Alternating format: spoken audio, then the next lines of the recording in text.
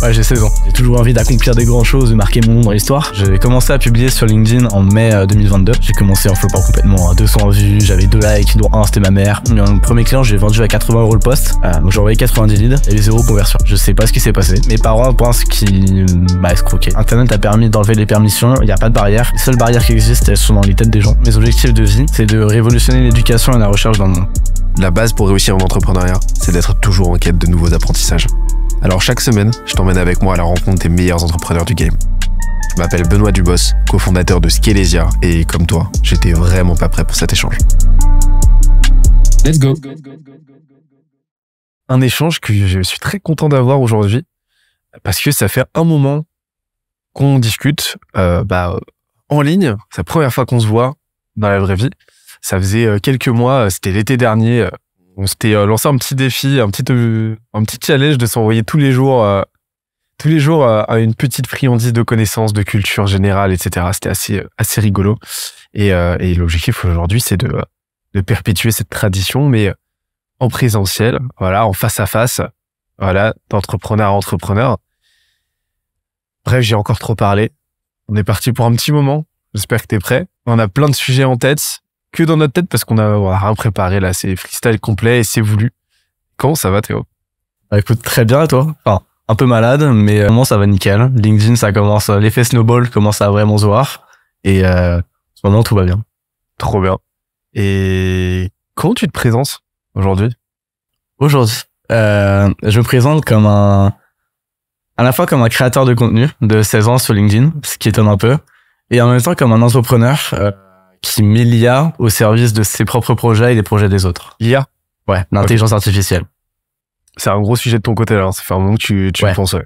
Ça fait plusieurs mois. En fait, quand ChatGPT est sorti, je suis pas tout de suite, j'ai pas tout de suite foncé dedans. Même Midjourney, Dall-E, je surveillais un peu de loin, mais j'étais pas à fond.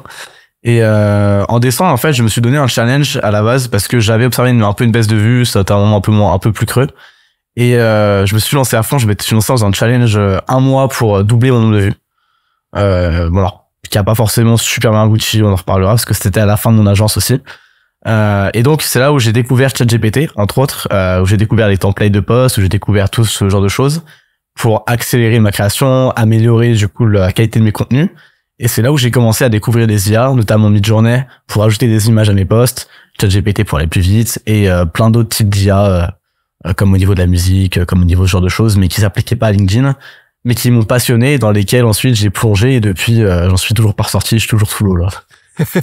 T'es dans les limbes là. C'est ça, et ça, il y a de plus en plus d'eau qui s'ajoute au fur et à mesure, de plus en plus vite, j'ai pas le temps de monter. Ça s'arrête pas. J'ai l'impression qu'il y a 19 000 milliards d'outils qui sortent chaque semaine. Vraiment. C'est incroyable. Et là aujourd'hui, parce qu'à l'époque justement, à l'époque, c'était il y a quelques mois, mais t'avais ton agence, t'en as parlé au passé.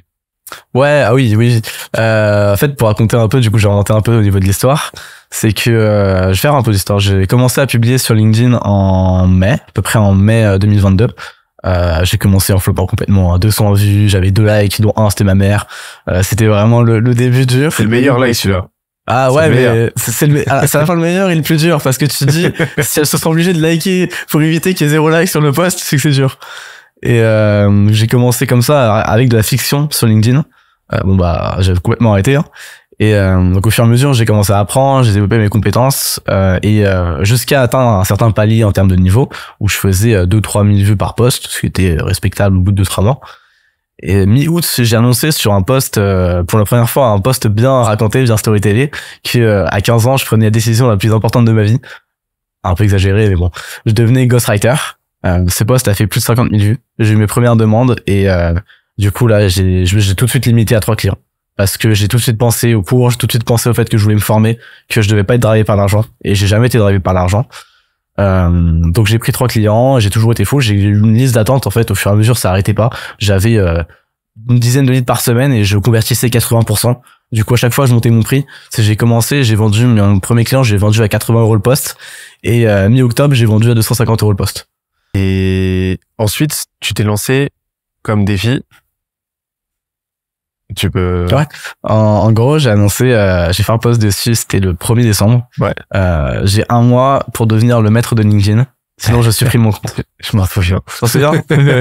J'ai mis en plus une image justement de mid-journée. C'était ma première image mid-journée. C'était une couronne. La première image sur un post LinkedIn. Depuis, je continue, jamais arrêté. Et du coup, j'ai annoncé que je me donnais un mois pour du coup devenir le maître de LinkedIn. Dans le post, j'ai pas donné d'objectif chiffré. On m'a demandé en commentaire. Du coup, je me suis défini. Je voulais à peu près doubler ma moyenne de vues par post. Mais j'avais pas défini moyenne sur combien de temps. Et en vrai, j'ai un peu joué là-dessus parce que ce mois-ci était un peu compliqué. À la fois au niveau des cours, à la fois mentalement de mon côté, parce qu'en plus je testais pas mal de choses, mais au début j'avais pas de résultats, parce que quand tu testes, tu commences par échouer pour apprendre. Et les dernières semaines, j'ai enchaîné, j'ai commencé à comprendre un truc, c'est là où j'ai commencé à monter ma moyenne de vues. J'ai fait une semaine avec une moyenne à 7-8 000 vues, ce qui était le double de ma période creuse. Et donc je m'en suis sorti comme ça. Au final, il y a une personne qui le 31 décembre m'a envoyé mis un commentaire, alors ça a donné quoi? Mais sinon on n'en a pas reparlé de ce challenge là. Mais je suis content de m'avoir donné ce challenge parce que ça m'a permis de creuser d'autres manières d'améliorer mon contenu et de faire plus de visibilité, qui m'ont aujourd'hui amené à être là, qui ont amélioré mon storytelling. Et normalement, j'ai énormément progressé, j'ai beaucoup analysé de posts, et qui m'ont amené aussi vers les IA. Ok. Et alors, je reprends un petit peu de hauteur, je rembobine un petit peu. Tu peux me rappeler ton âge? Ouais, j'ai 16 ans. J'ai eu 16 ans le 8 octobre, j'aurai 17 ans le 8 octobre prochain, et c'est toujours très drôle parce que du coup, j'ai eu 16 ans le 8 octobre, j'ai fait un post dessus qui a très bien fonctionné aussi. Post anniversaire, tu connais. Et c'est très drôle parce que récemment, particulièrement depuis un mois ou deux où je fonctionne bien en plus, on se dit mais t'as toujours 16 ans. C'est mode c'est quand t'as 17 ans, ça fait longtemps que t'es là, non, etc. Et en fait, les gens pensent que parfois on me dit que j'ai 17 ans, parfois on me dit que j'ai 18 ans. Et je pense que à force de publier, en fait, peut-être quand on voit souvent la personne, peut-être l'impression que le temps passe plus vite, quoi. C'est qu'elle est obligée d'aller plus vite. Bah, surtout que à la base, tu t'es brandé comme le mec de 15 ans, hein. Non, je suis brandé comme le jeune sur LinkedIn.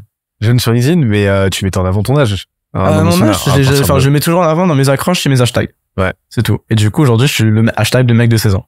Et qu'est-ce qui te prend d'entreprendre à cet âge-là, quoi?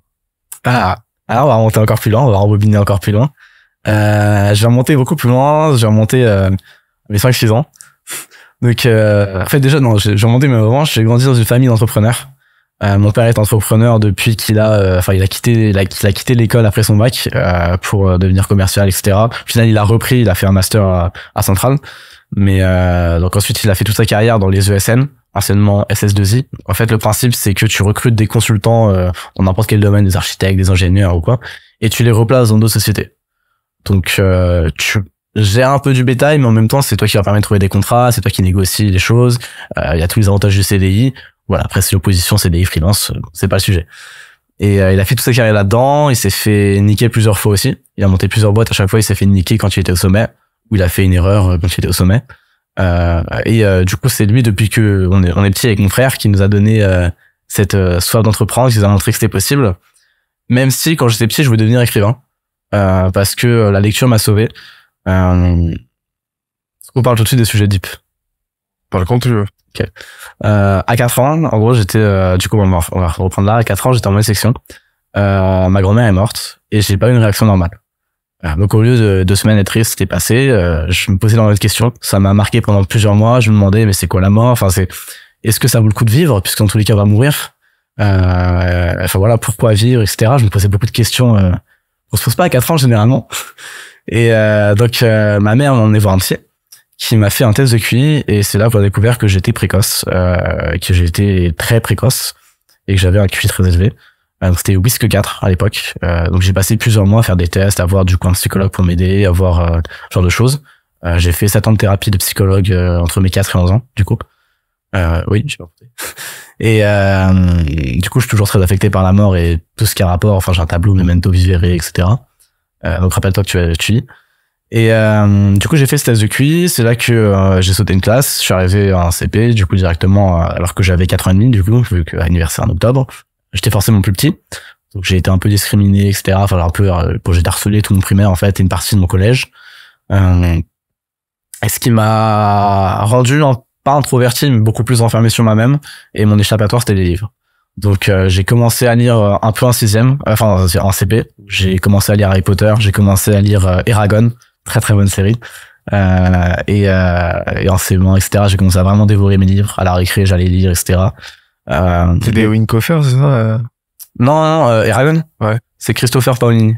Ok, je confonds. Ouais. Et c'est un très très très beau livre. C'est l'un des rares livres que j'ai relu. J'ai relu Eragon, j'ai relu Harry Potter et j'ai relu je sais plus quel il y en a, et Community. On en reparlera après. Donc voilà, je m'étais enfermé dans mes livres. En plus, mon cousin est Florian Zeller. Donc Florian Zeller, t'as peut-être vu son film qui est sorti récemment, The Father, enfin, le père, inspiré de sa famille d'ailleurs, qui est assez. Ah non, c'est le fils que je sais plus si c'est le fils ou le père qui est sorti récemment. Mais toutes ces pièces sont inspirées de lui et de sa famille, et qui est un très très grand écrivain, qui est reconnu mondialement, et donc ça m'inspirait aussi pas mal. Je voyais que c'était possible, de devenir riche avec en écrivant, parce que mon père m'a donné cette volonté de devenir riche.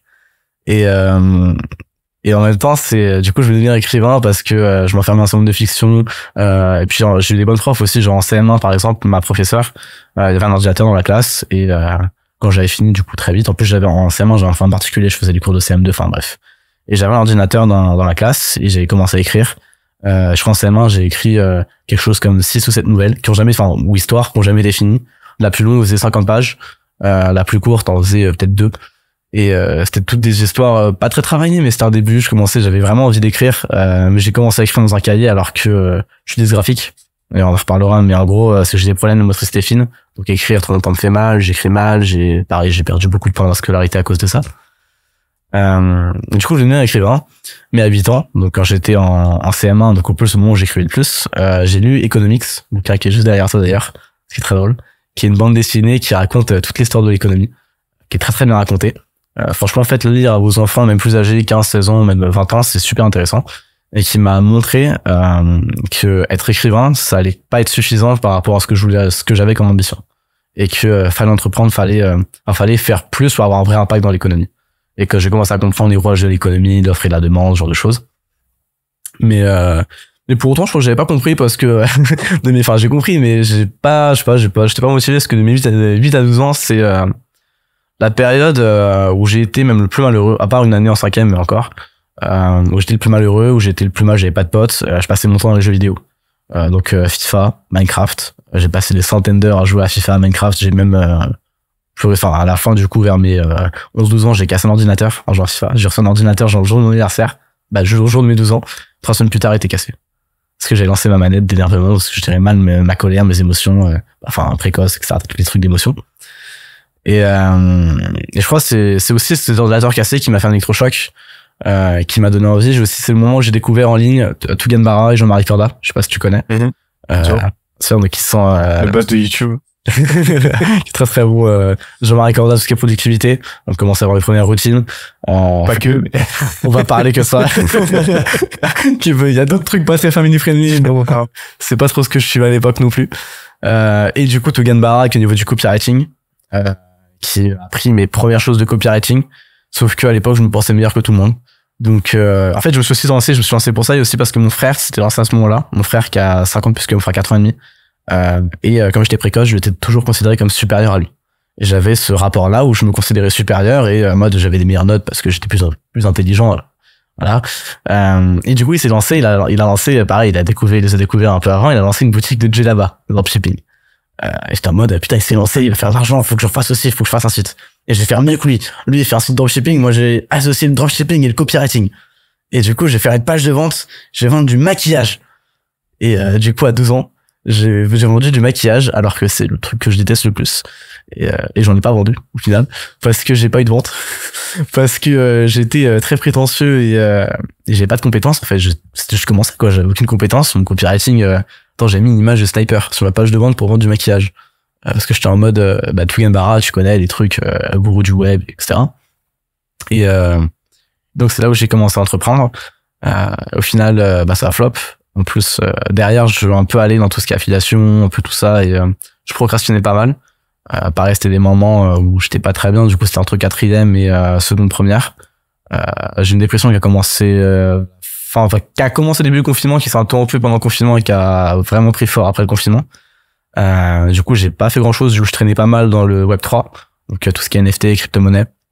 J'ai fait un peu de flipping, donc c'est en fait quand tu passes du temps sur les Discord, tu peux choper une whitelist, ce qui te permet d'obtenir un NFT avant les autres et donc de pouvoir le revendre directement plus cher.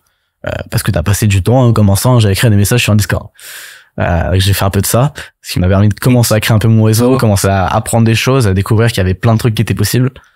Et ensuite j'ai voulu lancer donc ça, ensuite j'ai une très grosse dépression sur du coup je t'ai parlé un peu qui a pris surtout en seconde et première où j'ai eu de l'hyperacousie.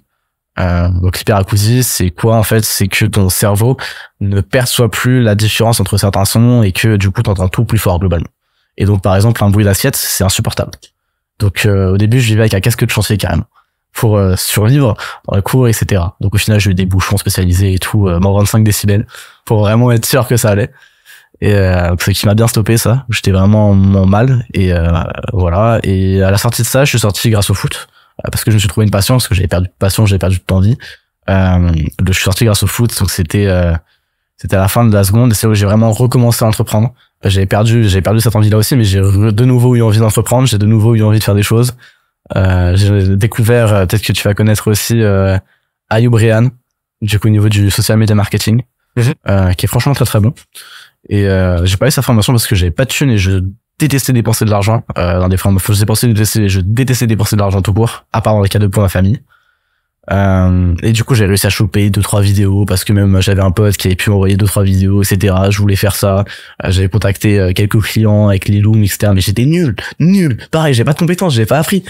Et j'ai pas réussi. Pendant 6 mois je tentais, j'envoyais des looms. Ma mère était en mode non, tu te concentres sur tes études, t'as le bac de français. J'étais en mode ouais mais je veux gagner de l'argent, mais t'es pas bon. Et du coup j'ai pas réussi, j'ai pas gagné d'argent et j'ai fermé mon agence en mai. Du coup par LinkedIn, sauf que j'avais découvert Illustrement justement à peu près vers janvier du coup 2022 où j'avais vu ces vidéos, j'avais vu tout ça et tout de suite j'ai kiffé parce qu'en plus j'ai sorti de la dépression pas trop longtemps avant, donc sur le fait de se donner des challenges, d'accomplir des choses, j'ai toujours envie d'accomplir des grandes choses, de marquer mon nom dans l'histoire.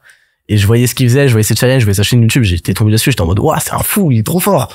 Et du coup je l'ai contacté sur Instagram, j'ai envoyé un message, on a commencé à parler un peu et tout et c'était vraiment cool et il parlait souvent de LinkedIn. Et, moi à la base c'est l'écrit qui me touchait beaucoup parce que j'étais écrivain. Et donc j'ai commencé, au début je voulais faire mon social media marketing, c'est ça qui fonctionne, c'est ça qui fait de l'argent. Puis j'ai dû le fermer parce que ma mère m'a dit c'est bon tu fermes, t'as ton bruit de français dans un mois, t'arrêtes. Et j'en parlais en plus de ça avec Ulysse sur Instagram, qui a toujours été, franchement c'est grâce à lui que j'en suis aujourd'hui. Ulysse est dans mon cœur. Et du coup, là, j'en parlais avec Ulysse qui m'a dit, tiens, t'as du temps, t'aimes écrire, profite-en, va sur LinkedIn. Mais oui, mais pourquoi faire? J'ai pas intérêt. Commence à publier. Tu verras, il y aura d'intérêt. Et pire, commence à parler social media marketing. Peut-être que ça se relancera et juste commence à publier. Et ça a été la meilleure décision de ma vie. Parce que du coup, je t'ai dit, j'ai commencé à publier, je flopais complètement. Je parlais de fiction, je parlais de social media marketing. Alors, j'en savais rien, en vrai, du social media marketing. Mais j'ai commencé à avoir les premiers likes, à apprendre comment écrire. J'ai aussi demandé, du coup, c'est là où j'étais bon par rapport à la majorité, où je suis vite sorti du marasme des 1-2 likes. C'est que j'ai demandé des conseils, j'ai demandé à Ulysse, tiens, comment est-ce que je peux améliorer mon écriture? Comment est-ce que je peux être plus accrocheur, plus engageant? J'étais là aussi où je t'ai envoyé un premier message, je sais pas si tu t'en rappelles. Okay. J'avais vu un de tes posts, j'étais en mode, est-ce que tu peux m'aider? Est-ce que tu peux me dire, tiens, quoi améliorer dans ce post-là? Je crois que je te dis, fais des phrases plus courtes, un truc comme ça, et des accroches, parce qu'à l'époque, je faisais des phrases de 3 kilomètres. Et c'est là où j'ai eu mon premier post qui a bien fonctionné, d'ailleurs qui avait relu Ulysse sur le temps. Et j'ai prévu de refaire d'ailleurs dans pas longtemps, justement en mode vous avez 4200 semaines à vivre dans votre vie. Pour la moyenne, il vous en reste la moitié. Est-ce que vous voulez passer ce temps-là, ce temps où vous êtes productif, enfin c'était pas exactement tourné comme ça, mais est-ce que vous voulez passer ce temps productif à suivre les rêves d'un autre? Et avant de partir aux étoiles, mettez-en dans vos yeux. C'est un truc comme ça. C'était mon premier post qui a bien fonctionné, j'ai fait 10 000 vues. J'étais en mode, waouh, 10 000 vues, c'est incroyable. J'ai fait 10 000 vues, j'ai fait le buzz. Et, alors je suis retombé, mais c'est ce qui m'a lancé et c'est ce qui m'a accroché avec LinkedIn, du coup, c'est ce qui m'a lancé dans l'habitude. Et, depuis, j'ai jamais arrêté. Alors, j'ai eu quelques pauses, pauses, que 2-3 jours sans poster ou ce genre de choses, mais, sans jamais arrêté de poster, je publie tous les jours depuis. C'est ce que je dis à tout le monde, hein, c'est qui me demande des conseils, tiens, comment tu t'améliores, comment tu fais pour avoir tes premières vues, tes premiers abonnés, tes premiers trucs. Commence à publier, t'arrêtes jamais. Et demande des conseils, demande des retours, demander des feedbacks, ça c'est je trouve que c'est la meilleure chose que personne ne fait. Un truc de fou. Et généralement, même les personnes qui réussissent pas, quand tu leur donnes un feedback non demandé, elles le refusent. Alors que c'est le truc le plus précieux qu'il y a. c'est quand un mec te donne un feedback sur ton contenu, c'est incroyable. Et là, on en reparlera, mais même là, on peut en parler maintenant, c'est que j'ai lancé une campagne, j'ai un community manager, et j'ai lancé une campagne depuis, j'ai déjà fait ça un peu avant, mais envoyer des messages à toutes les personnes qui like mes contenus pour leur demander qu'est-ce que t'as aimé, qu'est-ce qui t'a marqué, et qu'est-ce que t'as pas aimé. Et comme ça, j'ai des feedbacks, et je sais qu'est-ce qui marque, je sais qu'est-ce qui fait mon image, parce que toutes ces métriques-là, on les imagine un peu, on les devine parfois dans le créateur, et parfois on se plante complètement, mais c'est ce qui permet de capitaliser sur ses forces et de compenser ses faiblesses. Et déjà, merci de t'être livré sur tout ça, c'est trop cool. Il y a un fil conducteur qui revient dans toute ton histoire, dans tout ton parcours et dans la façon dont tu projettes ton avenir. C'est une ambition qui me semble débordante, avec une vraie vision. Est-ce que tu peux en dire un peu plus déjà sur cette vision-là et sur l'origine, sur le moteur de cette vision? Qu'est-ce qui te rend aussi ambitieux? Pourquoi? Ok. Alors déjà, on va parler de mes ambitions. Mes ambitions à long terme, mes objectifs de vie, c'est de révolutionner l'éducation et la recherche dans le monde. Alors ça veut rien dire, enfin ça veut tout rien dire. Ce que j'entends par là, c'est merci. Tu es là, ouais, je viens. C'est trouver un modèle, enfin qui, déjà pour moi, ça part du constat qu'il y a un problème. C'est que l'éducation, déjà, si t'as pas le même modèle éducatif partout, alors oui, je veux bien que t'as la culture, t'as les trucs, mais si t'as pas le même modèle éducatif partout, c'est bien qu'il y a des failles un peu partout. Et quand j'entends l'éducation, c'est pas que l'école, c'est en fait toute la jeunesse, quoi. Donc c'est qu'il y a un problème, c'est que même j'ai vécu à quel point il y a un problème. Pour moi, l'éducation, c'est on cherche à te faire rentrer dans le moule, alors que on devrait plutôt créer un moule qui s'adapte à toi. Enfin, c'est ma croyance personnelle. Honnêtement, je sais pas aujourd'hui quel serait un modèle parfait, je sais pas quel serait le bon modèle éducatif à mettre partout. Mais ce que je sais, c'est que celui actuel est pas bon. Et que pour le changer, je vais avoir besoin d'un empire. Parce que j'ai une croyance, c'est que pour changer quelque chose, soit tu le fais de l'intérieur, mais tu dépends de plein de facteurs extérieurs. Est-ce que tu vas avoir des promotions? Est-ce que telle personne va disparaître ou quoi? Soit tu le fais de l'extérieur et tu deviens au moins aussi puissant que ce que tu veux changer. Soit pour le remplacer, soit pour le détruire. Et donc c'est pareil pour la recherche. La recherche, je l'ai vu surtout avec l'environnement et avec le Covid un peu. Où on est dans un modèle aujourd'hui qui, alors pas surtout heureusement, mais sur pas mal de choses qui est concurrentiel, qui est court-termiste. On avec le Covid, le but c'était de le faire le plus vite possible et avant les autres et on donne pas aux autres conseils, on garde pour nous pour faire mieux, etc. Alors que c'est une pandémie mondiale qui a paralysé l'économie pendant plusieurs années, quoi. Ça paraît incohérent. Et ça pour moi c'est pas normal. Et mon rêve, non, c'est ce que je vais faire. C'est que je vais créer un empire qui génère tellement de cash, qui soit autosuffisant, etc., que je puisse dépenser sans compter pour créer un modèle éducatif qui fonctionne bien, pour aider toutes les personnes comme moi qui doivent s'adapter au moule alors que non. Mais pas, tous les autres d'ailleurs, tous les autres, c'est bon, bref. Et pour pouvoir investir sans compter dans la recherche, sur du long terme, sur le climat, notamment, énormément sur le climat, mais aussi sur la technologie, sur plein de choses, sur les choses sociales, etc. Et du coup, d'où vient cet objectif? D'où vient cette ambition? Cette ambition, elle vient du fait que, justement, j'en parlais, j'avais ce biais de supériorité par rapport à mon frère. Je me sais supérieur depuis que je suis petit. En tout cas, j'en ai la croyance. Et j'ai confiance en mes capacités et je sais que je suis capable de faire de très grandes choses. Et Napoléon disait quelque chose. Alors, en vrai, je sais pas forcément Napoléon quoi, mais juste j'avais entendu ça m'a fait rire. C'est que quand tu peux faire des grandes choses, tu dois faire des grandes choses. Et j'ai un peu cette croyance-là, c'est que je sais que je peux faire ça. Je sais que ça peut aider, je peux aider des milliards d'êtres humains. Et je peux faire que la planète aille mieux. Alors je peux faire que le monde aille mieux. Alors je dois le faire. Je peux pas me permettre limite ma vie en quelque sorte un sacrifice, ce qui paraît très religieux dit comme ça, mais dans le sens où je peux le faire. Comme j'ai le moyen de le faire, j'ai l'envie de le faire, j'ai le désir de le faire, et ce serait mauvais à la fois pour moi et à la fois pour les autres de pas le faire. Et ensuite pourquoi, du coup comment est-ce que je fixe ça et son objectif? J'ai beaucoup de croyances qui viennent du livre Community, dont je t'ai déjà parlé, c'est un des rares que j'ai relu, qui est un monde, qui est une dystopie par rapport à un monde futuriste dans lequel tout serait contrôlé, dans lequel, en fait, jusqu'à tes 21 ans, tu choisis les cours dans lesquels tu vas, etc. Ensuite, t'as un mec qui gère le fuseau horaire, en fait, et qui t'envoie du coup alors c'est très grossier, mais dans les dans un des 4 types de travail que tu peux faire. Et ensuite, ta vie, tu suis ça, la personne avec qui t'es marié, elle t'est attribuée par tes 21 ans. Tes enfants, tu peux en faire 2, et en fait, au fur et à mesure, en fait, on se rend compte que t'oublies toutes les choses après quelques jours, quelques jours après ces 21 ans, du coup, ton enfant a disparu, tu l'as oublié, en fait. Et du coup, c'est au départ comme une dystopie où il y a plus de liberté, où il y a plus ce genre de choses. Sauf que, en vrai, quand tu regardes d'un point de vue extérieur, dans cette dystopie, tout le monde est heureux. Jusqu'à ce que le personnage principal décide de révéler la vérité et que du coup, t'as tous les doutes, tiens, qu'est-ce qu'on fait, etc. Et j'ai une croyance, du coup, qui s'est en partie formée avec ça, c'est que la liberté, c'est l'impression d'être libre.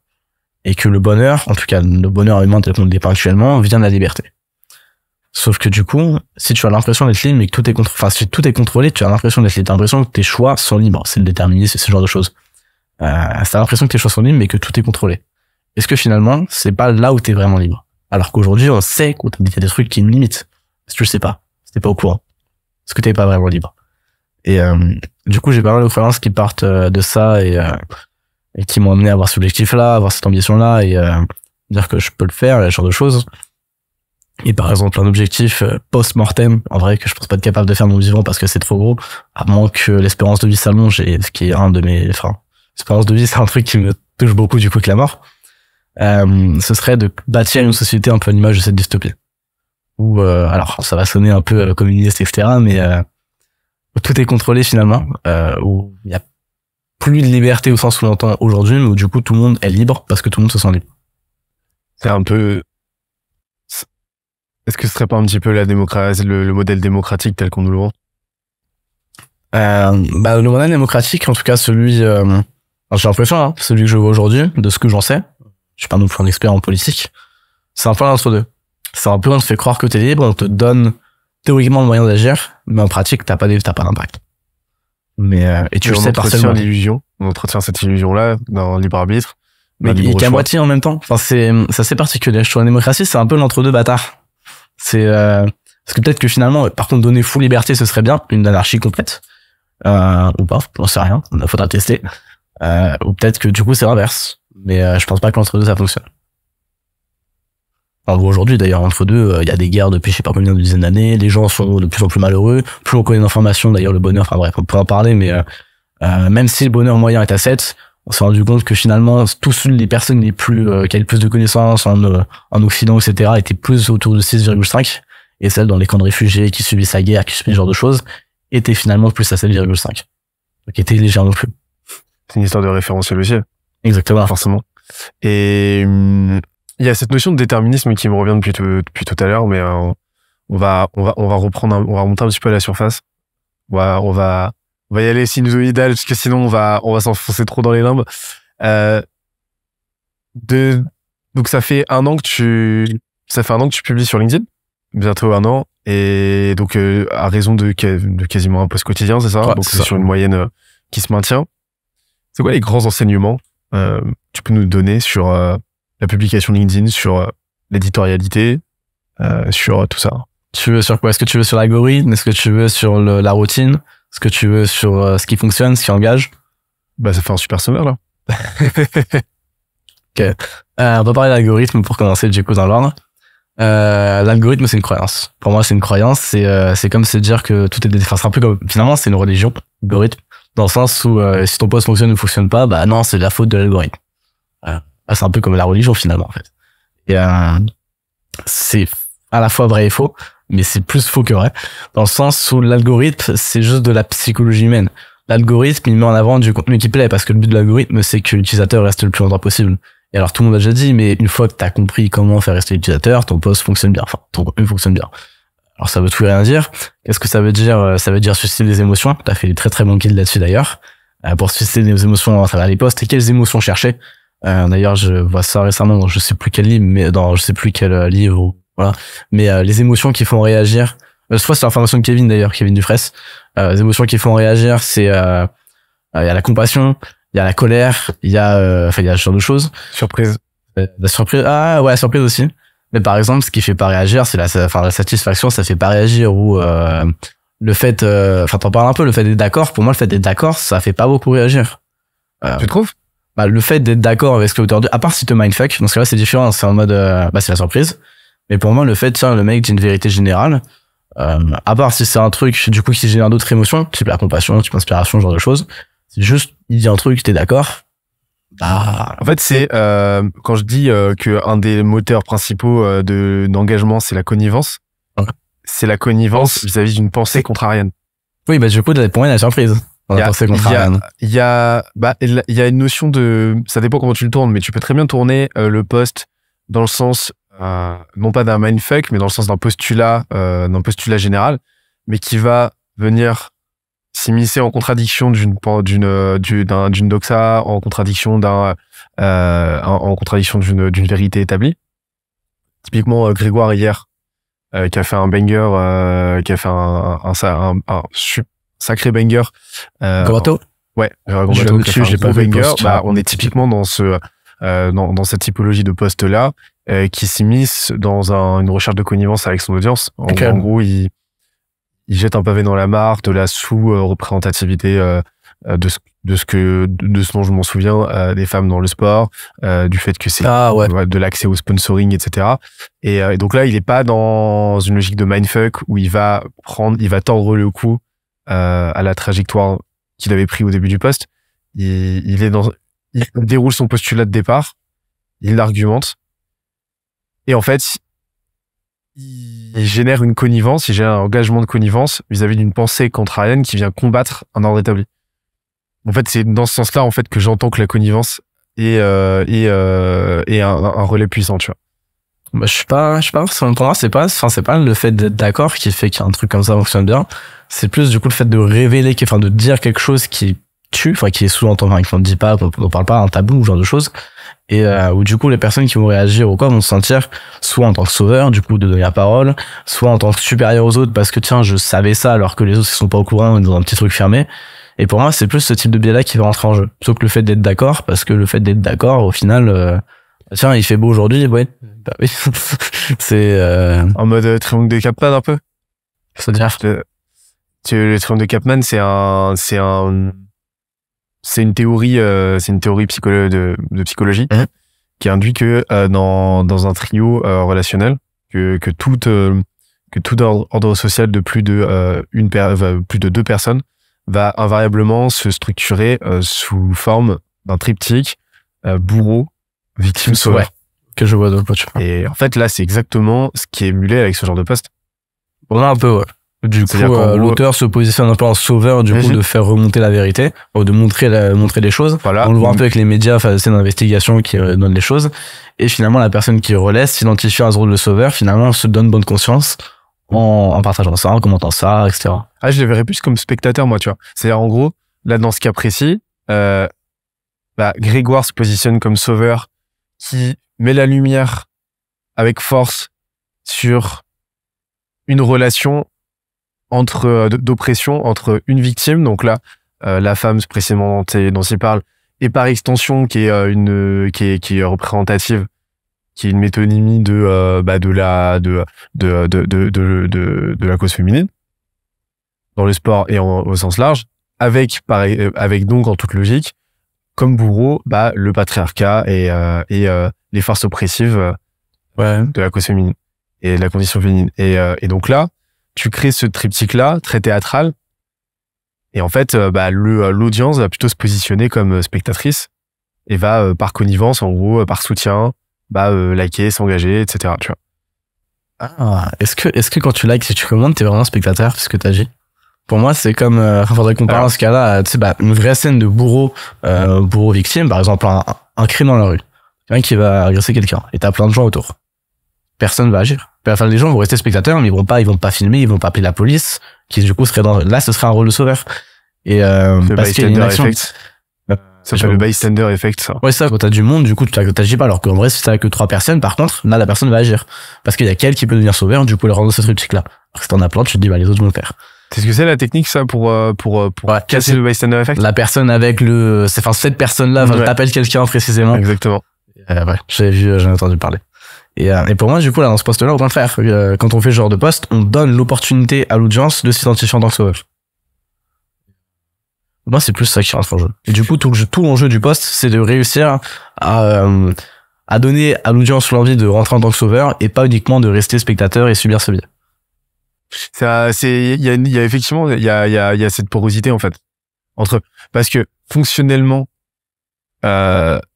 intentionnellement, oui, il va prendre le rôle de sauveur.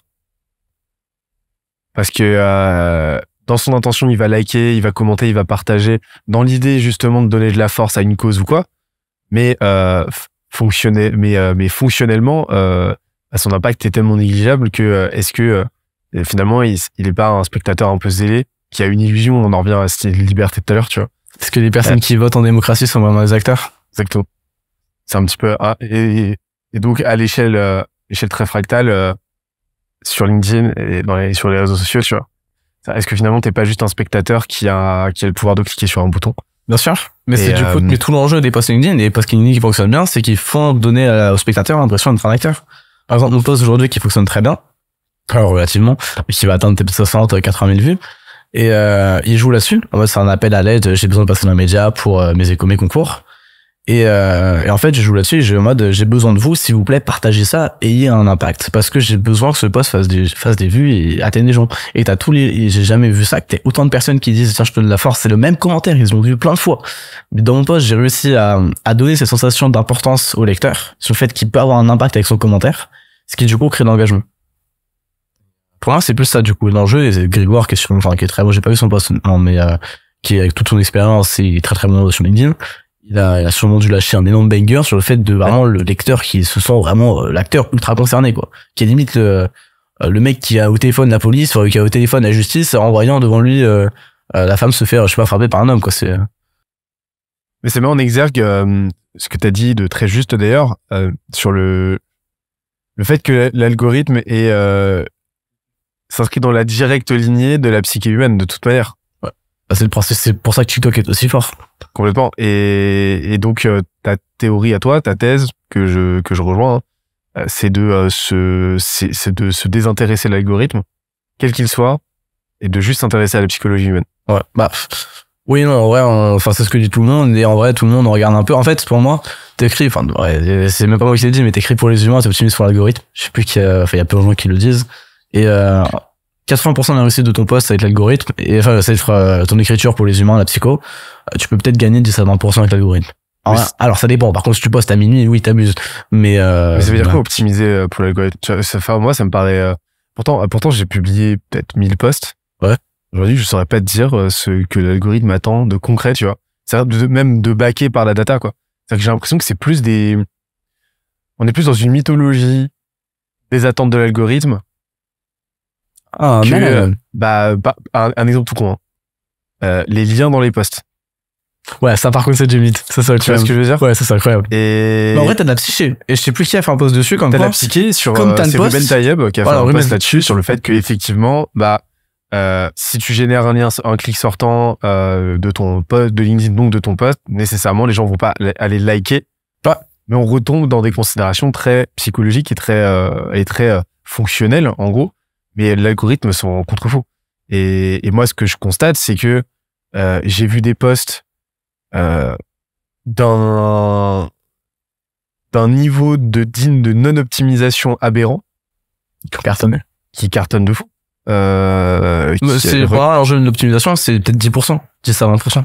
C'est ça, mais à part ça, mais quand tu vois à quel point tu vois, par exemple, c'est quoi, toi, qu'est-ce que tu recommanderais justement pour aller chercher ces 10%? C'est quoi les bonnes pratiques aujourd'hui? C'est poster relativement tôt en matinée pour du coup que ton post fonctionne sur toute la journée. Parce que même s'il peut fonctionner le jour après, généralement il est coupé par la nuit. Ça va être surtout les 2 premières heures, enfin ce qu'on dit les 2 premières heures, mais de répondre aux commentaires et d'engager les discussions en commentaire pour du coup, maintenant, je le fais toujours pour l'instant, mais je pense que bientôt, j'aurai un community manager de le faire aussi pour les commentaires. Elle le fait déjà pour les messages. Donc voilà, de répondre en commentaire, de lancer les discussions, genre de poser des questions. Un qui est très très bon pour faire ça, c'est Matteo Oliveira. Il est super bon pour engager les conversations en commentaire. Ça va être ce genre de choses. C'est des petites optimisations. Par exemple, alors c'est entre la psycho et l'algorithme, mais c'est par exemple ce qui va être montré dans ton post avant de le voir plus, donc qui dépend de l'algorithme, mais du coup tu vas jouer sur la psyché en mode il faut que la personne clique. J'ai joué là-dessus sur un post sur Blablacar, j'ai fait l'intervention à Blablacar la semaine dernière, et en gros mon truc c'est à 16 ans j'ai fait l'intervention chez Blablacar et j'ai été payé cher 2 points à la ligne, du coup juste après le voir plus une tablette de chocolat. Et du coup, la personne clique sur moi plus parce qu'elle est intriguée, il a été payé cher, il a été payé combien, je veux savoir, j'ai envie de taper sur ce petit jeune là qui gagne de l'argent. Et après t'as la désillusion, t'as le truc qui redescend tout de suite avec une tablette de chocolat. Et une fois que t'as commencé à lire, alors soit tu scannes, soit tu lis, mais t'es pris dedans. Et pour rebondir sur les accroches, qu'est-ce qui fait une bonne accroche selon toi? T'as plusieurs choses qui font une bonne accroche. Justement, en plus, il y a pas longtemps, il y a 3 semaines, j'ai beaucoup travaillé sur un document de template d'accroche, où j'ai repris toutes les accroches des personnes que je suis et que j'aime beaucoup. Genre Ulysse Luban. Tous les accroches ont cartonné. Ulysse Luban, Thibault Louis, Maud Alaves, Nina Ramen, ce genre de personnes. Mathilde Cossé aussi. Et toi, j'ai pas pris les tiennes parce que tu publies tellement que c'est impossible à retrouver. Tu publies trop, mais c'est bien. Et j'ai repris toutes ces accroches et j'ai découpé pour comprendre quelles sont les structures, quels sont les types de structures qui fonctionnent bien. Et du coup, genre j'ai genre 30 accroches déjà prêtes où juste à changer 2-3 variables. Et du coup, on parlera de mon process d'écriture après si tu veux. Et en fait, je fais genre 5-6 accroches par poste. Grâce à ça. Et du coup, c'est les patterns que j'ai identifiés qui fonctionnent bien. C'est la réussite, genre où tu joues, moi j'en joue beaucoup, en plus j'ai l'âge qui m'aide avec ça. En fait, c'est plus les sujets que tu amènes dans ton accroche et comment tu le tournes. C'est les liens que tu fais entre tes sujets. Par exemple, faire un lien entre réussite et une donnée chiffrée. Ça fonctionne super bien ça. Et en plus, si tu peux ajouter un truc genre l'âge ou une femme, un truc comme ça, c'est parfait. Deux de mes 3 postes qui ont mieux fonctionné, c'est à 16 ans et à 15 ans, j'ai gagné 5 000 euros. Enfin, je gagne 5 000 euros par mois. Les deux, c'est la même accroche. Et je crois, j'ai 2000 vues de différence sur 70 000 vues. C'est un truc de fou. Et donc ça fonctionne très bien. Un truc qui fonctionne très bien aussi, c'est de jouer, faire un peu la même chose sur argument d'autorité, en mode telle personne. Alors soit tu peux faire avant après ça fonctionne bien. C'est Maud Alaves qui fait très très bien ça. En mode Squeezie il y a 5 ans il faisait des vidéos dans sa chambre, maintenant il fait le GP Explorer quoi. Et des trucs comme ça, et c'est des accroches qu'on fait, ces posts ont fait des milliers de likes. Il y a ça qui fonctionne bien. Je suis en train de réfléchir à faire des lignes, je sorte mon ordi pour avoir le document. Je sais plus quel est l'autre type d'accroche que j'ai repéré qui fonctionne. Un truc dont Maud Alaves parle pas mal, c'est le contrarian.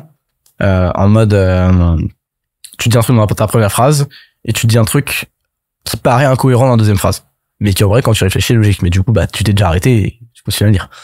Et ça, c'est un truc qui fonctionne bien aussi, dont elle a parlé et qu'elle a théorisé. C'est les 3 principales. Gérer les sujets qui fonctionnent bien aussi, parce qu'en vrai, je trouve ça limite plus important. Sujets qui fonctionnent bien. Alors du coup, moi, il y a l'âge. L'âge qui est pas mal pour tous les jeunes. Jouer sur l'âge, jouer à fond sur l'âge. C'est bien pour se lancer, franchement. C'est pas grave. L'âge qui fonctionne bien. L'argent qui fonctionne très très bien. La réussite en général. Il y a ce qui fonctionne bien aussi, il y a le fait de taper sur les gens. C'est Céliane qui est très très bon là-dessus. Céliane Frey. Autre jeune qui vient d'avoir des étances, je dis pas de bêtises. Qui est très très bon d'ailleurs. Comme sujet qui fonctionne bien, les classiques, religion, racisme, ce genre de choses. Du coup, tu tapes sur les gens, autorité. Ça paraît pas mal, je pense, en termes de sujet. Ouais, on a d'autres en tête. Ça paraît pas mal. Moi, j'ai pas nécessairement de sujet, j'ai plus des lignes directrices. Yeah. C'est-à-dire des causes sociétales. Okay. Des causes citoyennes, en fait. Tout ce qui arroge aux citoyens, aux sociétales.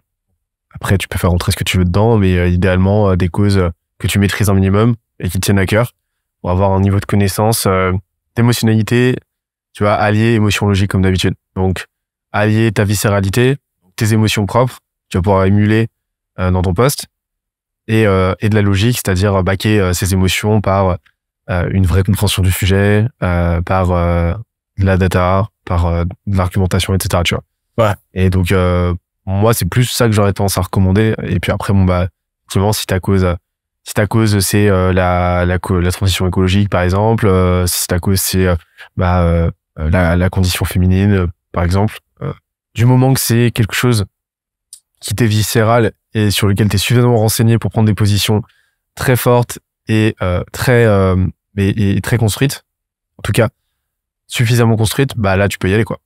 D'ailleurs, j'ai un très bon exemple là-dessus, un mec qui s'est vraiment construit uniquement là-dessus. J'ai failli écrire ses posts d'ailleurs. C'est Chris Scully, je sais pas si tu connais.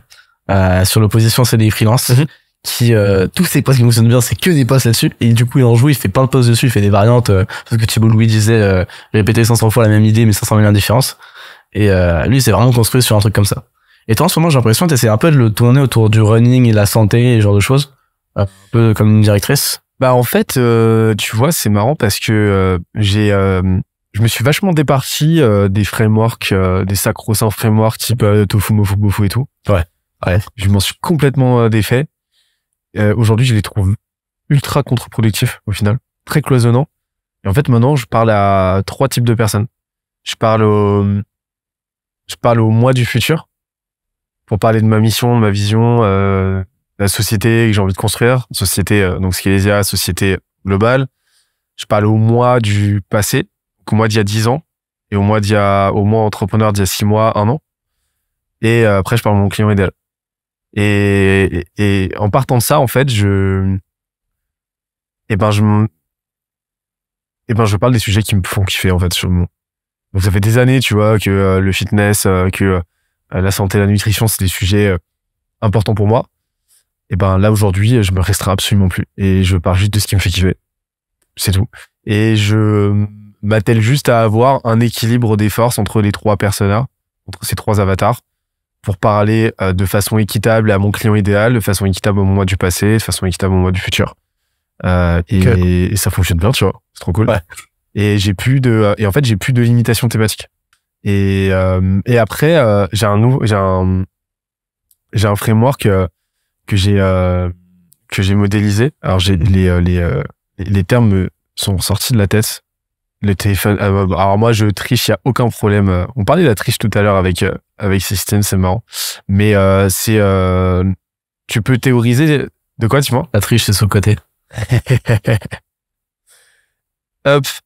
En gros, j'ai identifié qu'il y a 4 L dans le contenu. Ça m'intéresse de savoir ce que tu en penses. T'as 4. Donc c'est un acronyme, hein, t'as compris. C'est Tu parles pas de la Renault? T'as le L de love. T'envoies du love à ton audience. Ouais, ça se trouve. T'envoies du love à quelqu'un que tu kiffes. Ce que j'ai fait hier, j'ai envoyé du love à un pote qui m'a aidé. Tu fais preuve de gratitude. Tu partages une cause qui t'est chère. Donc exactement ce que tu vas faire quand tu remercies ton audience, quand tu passes un cap d'abonnés, merci à tous, etc. Tu vois. Ça te donne un cap. Le L de love. Donc tu partages donc du shitpost, en gros, tu partages un mème. Tu rajoutes un trait d'esprit, tu fais preuve d'autodérision, etc. Tu la joues Paul Mirabel, quoi. Ensuite, Louis qui est bon là-dessus. Ah, il est de quoi? Thibault Louis et Chris Colli qui sont très très bons là-dessus. Ouais, ils sont très bons. bons. Kevin, non? Kevin Ducrest, il est beau. Ouais, très bon, ouais. Ensuite, le L de life. Donc là, tu racontes ton passé, anecdotes, parcours, tes origines. Tu documentes ton présent. Donc, apprentissage, tes accomplissements, tes échecs, tes doutes du moment. Et après, donc tu vois, le triptyque, tes 3 temporalités, le futur, tu projettes ton futur. Tu parles de ta mission, ta vision, tes objectifs, tes ambitions. Okay. Tu parles des 3. Et après, le dernier, c'est le L de lift. En gros, tu aides les autres à s'élever. Tu leur partages ton savoir, ton expertise, ce que tu comprends et t'apportes ton aide. Tu es un peu déjà dans le love, tu vois. Bah, le love, c'est plus de la célébration. Oui, c'est connecté, tu vois, mais c'est plus de la célébration. Merci un pote. Ouais, tu vas envoyer de la force, en fait. Ok. Forcément, c'est connecté, tu vois. Mais le lift, c'est vraiment beaucoup plus axé, l'apport de valeur pure et dure. Tu vas, ouais. Tu vois ce que je veux dire? Okay, je comprends. Et, mais potentiellement, oui, le lift, tu pourrais le faire aspirer par les 3 autres, quoi. Ok. Mais en gros, je me suis rendu compte que depuis, ça, je l'ai fait de façon descriptive, ce framework. Je me suis rendu compte qu'en fait, beaucoup des posts qui fonctionnaient de mon côté s'inscrivaient carrément là-dedans et que aujourd'hui, ma ligne éditoriale, si je devais lui donner une forme, ça serait vraiment celle-ci, quoi. Ok. Du coup, alterner selon les L. Alterner les L. C'est ça. Et en fait, te dire, est-ce que là, je suis en train de partager du love? Est-ce que là, je suis en train de partager du love, etc., tu vois. Et ça fonctionne plutôt bien, de mon côté. Et quand t'es pas bon dans quelque chose, est-ce que du coup tu forces dessus ou tu l'évites? Parce qu'on en parle, t'es pas bon dans le love, non plus. Qu'est-ce que tu fais? Du coup, est-ce que tu tentes de forcer pour apprendre?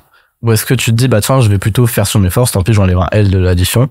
Et pour moi, on en revient à cette notion de spontanéité. C'est-à-dire que l'objectif, c'est que, et j'en suis convaincu, hein, c'est que sur LinkedIn et dans le contenu en général, en fait, à fortiori sur LinkedIn, qui font partie des canaux viraux et à fort indice de spontanéité. C'est vraiment, des canaux assez viscéraux, tu vois ce que je veux dire? je suis pas forcément d'accord. Comment dire? Regarde la magnitude de travail dont t'as besoin pour créer un post LinkedIn versus une vidéo YouTube. Ouais. Tu vois ce que je veux dire? C'est-à-dire qu'un post LinkedIn, tu peux l'écrire en 5 minutes, qu'il est surpublié. Donc, t'as un premium à la spontanéité et ça se voit dans les perfs aussi, tu vois. Tu peux avoir un premium assez vite à la spontanéité et au lâcher prise. Et pour moi, quoi qu'il arrive, ton contenu et ta ligne édito globale gagne énormément à être le plus spontané entre guillemets possible et la moins instrumentale possible. C'est ce qui me pose problème avec avec le tofu mofu bofo, c'est que c'est une instrumentalisation tout ça. très normative en fait de ce que devrait être ta ligne édito, alors que pour Je moi préfère instrumentaliser le process d'écriture. ouais, voilà. Par contre, après, t'as ton système de créativité. Ça, c'est clair. Mais pour moi, si t'as un bon système de créativité, que tu sais à qui tu parles à tes avatars, là, et que tu t'attelles à parler de sujets, qui t'importent, qui sont pour toi viscéraux, et à t'assurer à chaque fois, d'être dans un des 4 L, en fait, tu vas tomber naturellement dedans, en fait. Ok. Tu vois ce que je veux dire? Ça va être plutôt un byproduct. En vrai, pour moi, alors, faut soit aller à fond dans la spontanéité, soit aller à fond dans la qualité sans être dans le perfectionnisme. Et là-dessus, je pense à Mathilde Cossé et Maud Alaves, qui travaillent leur post pendant plusieurs heures. Mathilde Cossé, on en a parlé justement sur Instagram, où je disais, mais je sais pas faire, je sais pas, genre mon post il est écrit, parfois je sais pas comment l'améliorer, alors je sais que je pourrais faire mieux, mais je sais pas comment. Alors qu'elle, c'est l'inverse, elle ne pourrait pas publier un post qui n'a pas été travaillé pendant plusieurs heures, qui n'a pas été amélioré dans le moindre détail, etc.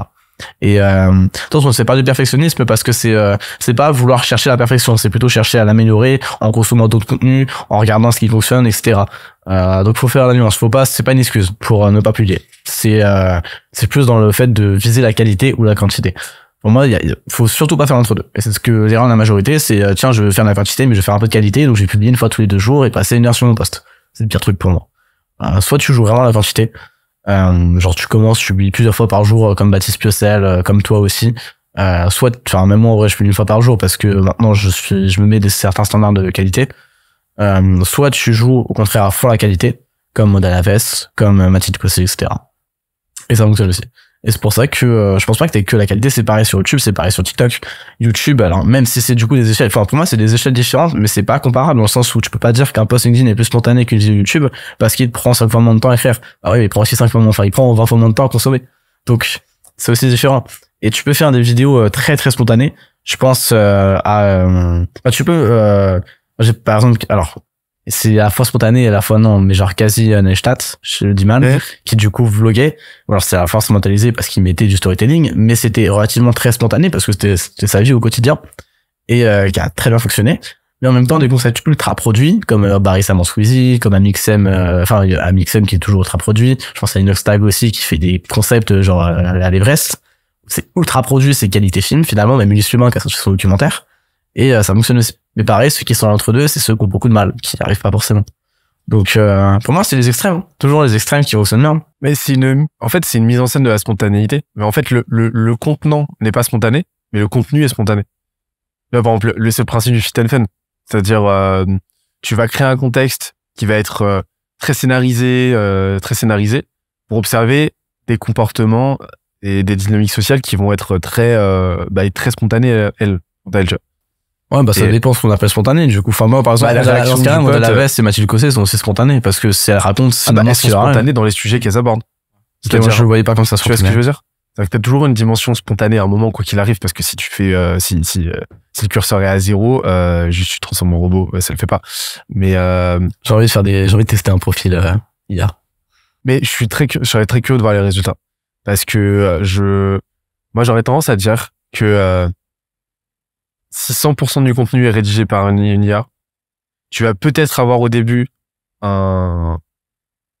tu peux avoir un premier pic, mais qui se dégonfle très vite. Ah, je pense qu'au contraire, ça ferait une trajectoire normale. Surtout avec GPT-4 qui peut ultra, putain, je me suis servi, je fais quelques tests rapides.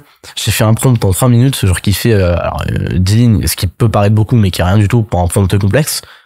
Pour en faire mon commission manager, genre parce que j'en ai déjà un, mais juste pour tester, pour me dire même pour eux, pour qu'ils gagnent du temps. Et j'ai juste 10 lignes. Je balance une conversation, il répond à la réponse, je tape copier-coller, j'ai rien à rajouter. Je balance une deuxième, pareil, une troisième, pareil, même avec des potes. Donc t'as juste une partie de la conversation, il me sort une réponse parfaite. Et ça, franchement, autant depuis quelques mois, depuis que je sais à quel point en fait finalement l'univers des IA est grand, autant là ça va vraiment mindfuck. Et avec 10 lignes, le truc était capable de vraiment répondre parfaitement. Et donc je pense que s'il est capable de le faire pour un commentaire, enfin pour un message, de le faire pour un post. Par contre, il faut lui donner une identité. Tu donnes une identité, tu donnes des combats, tu donnes des trucs. C'est comme ce qu'on fait, genre les personnages, les trucs comme ça. Et je pense vraiment que ça peut très bien fonctionner. En termes de production, mais en termes de réception, ce sera à voir, tu vois. Ah, genre, quand je dis ça peut fonctionner, je parle en termes de réception. En termes de production, on pouvait déjà le faire avec même les Playground il y a quelques années, enfin il y a un an ou deux. Mais en termes de réception, je pense que ça peut être bon parce que tu peux lui créer une identité et il peut du coup la prendre. Bon, même tu peux l'entraîner avec des données dans un faux truc, quoi. Je suis curieux de voir ça, franchement. Je serais curieux de voir Je trouve le temps. si, tu vois, si la vallée dérangeante, elle se retrouve pas aussi dans le contenu écrit, quoi. Tu vois. Dans le contenu humain, tu veux dire? Non, dans le contenu écrit, dans le contenu écrit par une IA, tu vois. Ouais, je sais pas. Je serais curieux de voir ça. Ça se fait vraiment partie. T'as aussi mon côté perso romantique de l'IA me fascine, j'ai envie d'utiliser, mais je veux quand même maintenir une hiérarchie. Bon, tu restes aussi. Reste, voilà. C'est pas ton outil de transmission. Voilà, exactement. Tu n'es qu'un tour de vis. Et donc, je sais que j'ai mes biais là-dedans et on verra ce que ça donne. Question. Est-ce que t'es le tournevis d'Internet? Internet est ton tournevis? Ah, je pense qu'aujourd'hui, il y a quelque chose de très symbiotique, hein. Parce que c'est la question, symbiotique, elle se pose même plus, ouais. Ok. Y a pas un rapport de force? Non, je pense plus, hein. Ok. Moi, je pense, quand tu vois la jeune génération avec TikTok, par exemple, je pense qu'on est vraiment devenus les tournevis, Internet. Bah, ça a pris du temps, mais, pardon, je t'ai coupé. Mais dans quelle dimension, Internet ne serait plus notre tournevis?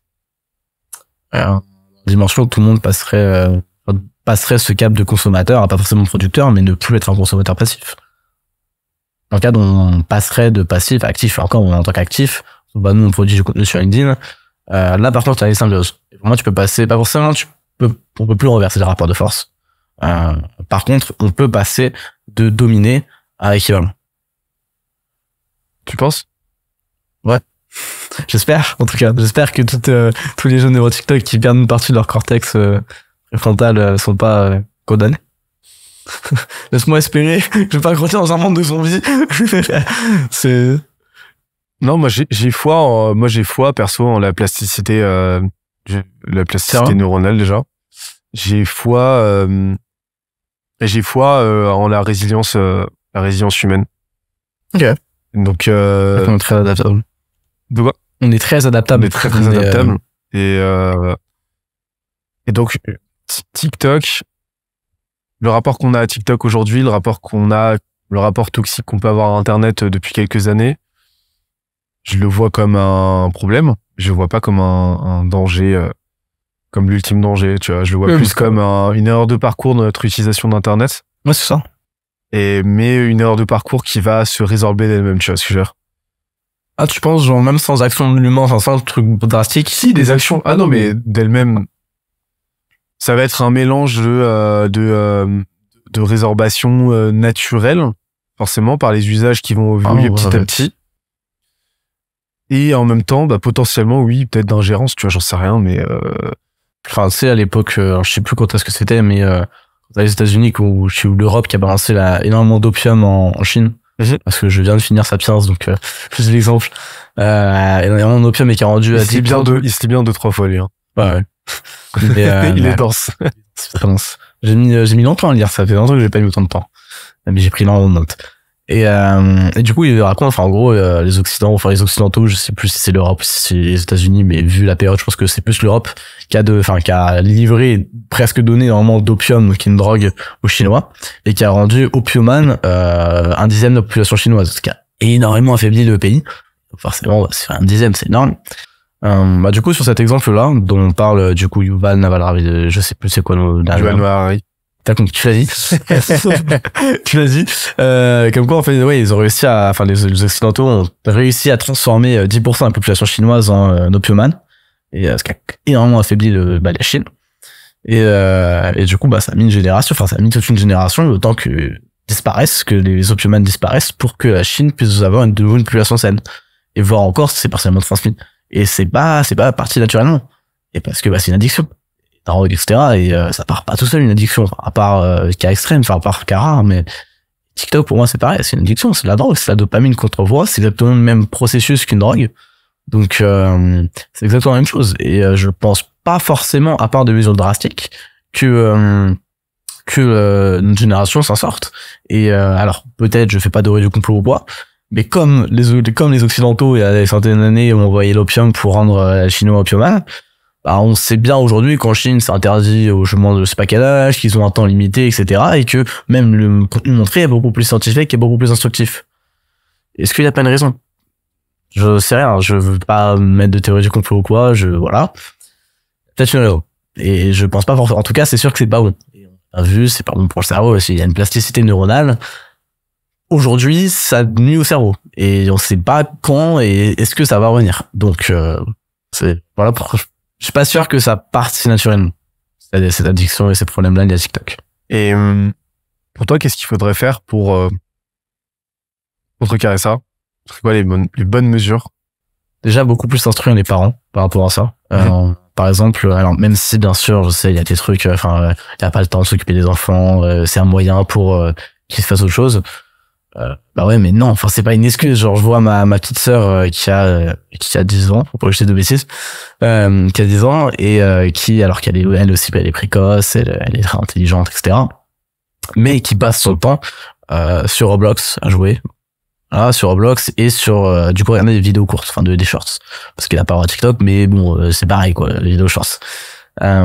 Et je vois ça, et je vois aussi, on voit très bien que quand elle est sur l'iPad, le soir après, elle est extrêmement énervée, on lui dit le moindre truc, elle se met à pleurer, elle est nerveuse, et du coup, c'est un peu trop souvent en ce moment.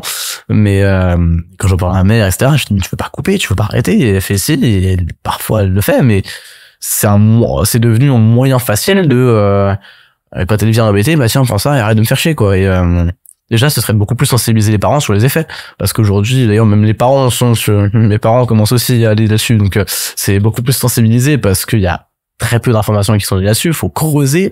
À part, il y a eu la vidéo de Léo Duff qui a un peu ouvert les yeux, mais faut creuser pour voir les effets néfastes. Alors que ça devrait être, c'est encore pire que le tabac, quoi. Et encore, bon, le tabac, c'est encore un problème, mais je suis avec ma sœur. C'est l'autre. C'est encore un problème, mais pour moi, c'est encore plus dangereux que le tabac. Et pourtant, il y a beaucoup moins de prévention là-dessus. C'est accessible aux plus jeunes. Donc, première chose, c'est de commencer par sensibiliser et limiter de force.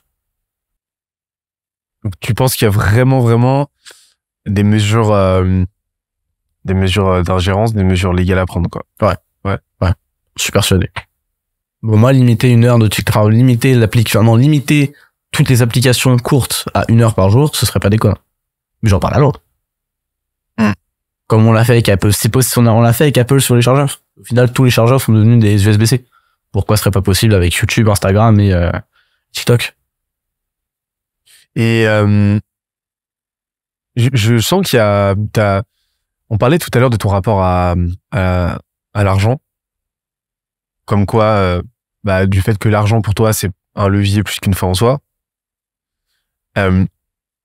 Je sens qu'il y a vraiment, on parlait du sociétal aussi, et je sens qu'il y a vraiment, t'as vraiment un drive porté sur ton prochain et porté sur la trajectoire du monde. Ouais. Mais concrètement, c'est quoi ton drive? Quand je suis entre mes 25 et mes 55, 60 ans, ce sera de l'argent pour bâtir un empire, pour pouvoir réaliser mes ambitions. Et du coup, pouvoir contrôler cette trajectoire du monde. Avoir un impact positif. Et du coup, tout l'enjeu sera de rester lucide. Aujourd'hui, mon drive, ce serait débile de chercher à vouloir faire le plus d'argent maintenant. Ce serait, sur le long terme, pas intéressant. Mon drive aujourd'hui, c'est mon réseau, les expériences et surtout l'apprentissage, qui passe aussi par le réseau des expériences. Mais surtout l'apprentissage, développer mes compétences, développer tout ce que je sais, que ce soit des soft skills ou même des hard skills, parce que ça sert maintenant. Je suis beaucoup plus drivé par ça que par le fait de gagner. Par exemple, je préfère passer 1 heure en coaching à 500 € et ensuite faire 1 heure de formation plutôt que faire 2 heures et gagner 1 000 €. Pour moi, c'est presque qui fait un stage. J'en ferais quoi, ces 1 000 €? Je trouve ça débile m'acheter des fringues, des trucs comme ça avec ces 1 000 €. Donc je préfère 500 € ensuite les dépenses de coaching limite pour moi, quoi. Et par le réseau, du coup, par les opportunités, genre un truc que je vais commencer à faire dès que j'aurai du temps, le temps, la ressource progresseuse, sera les soirées, c'est dans les clubs. type le Chinese Business Club d'Harold Parizeau, qui m'a invité dedans d'ailleurs, mais j'ai pas le temps, faut que je le paye aussi, mais c'est pas un problème. Mais pareil, je vais commencer à dépenser de l'argent dans des clubs comme ça pour me faire le réseau, pour commencer à construire des choses. Aujourd'hui, le réseau, c'est ce que j'ai le plus précieux. Je me rends compte, ça fait 6 mois que je suis vraiment dans l'écosystème, que j'ai vraiment commencé à rencontrer des gens, etc. Et pourtant, les gens autour de moi, c'est moi qui les mets en relation avec d'autres personnes, et pas l'inverse. Parce que j'ai priorisé mon réseau, et c'est aussi ça qui fait la différence. Et que dans 6 mois, j'ai réussi à bâtir un réseau plus grand que la majorité des gens qui m'entourent. Alors c'est des créateurs de contenu, c'est des entrepreneurs, etc. Et je vois la puissance que ça a en 6 mois. Alors je me dis, en 2-3 ans, t'as des gens qui gagnent des millions juste en tant qu'apporteur d'affaires, quoi. Donc je ne compte pas devenir apporteur d'affaires, mais c'est montrer la puissance du réseau, quoi. Et pour moi, c'est avec les compétences, c'est le plus important. En tout cas aujourd'hui. Et là, t'as donné quelques bribes sur l'apprentissage et le réseau. On va y aller de façon séquentielle, mais je parlais plus lentement aussi. Comment tu fais? Ah non, c'est très très bien parce que ça fait du contenu. T'inquiète, si on parle trop vite, vous pouvez mettre en 0,75 la vitesse de lecture, ça ira très bien. C'est insupportable ça. J'ai tout en fin de. T'as l'air bourré. Ça donne vraiment, tu fais gaffe. Mais en 0,75 ou en 0,5, n'importe qui a l'air comme ça. Mais c'est incroyable, mec. C'est hilarant. C'est désopiant. Et je fais ça sur les comptes de Macron. Ouais, non, mais essaye, tu verras. Non, mais même lui. Et, tu parlais de la montée en compétences.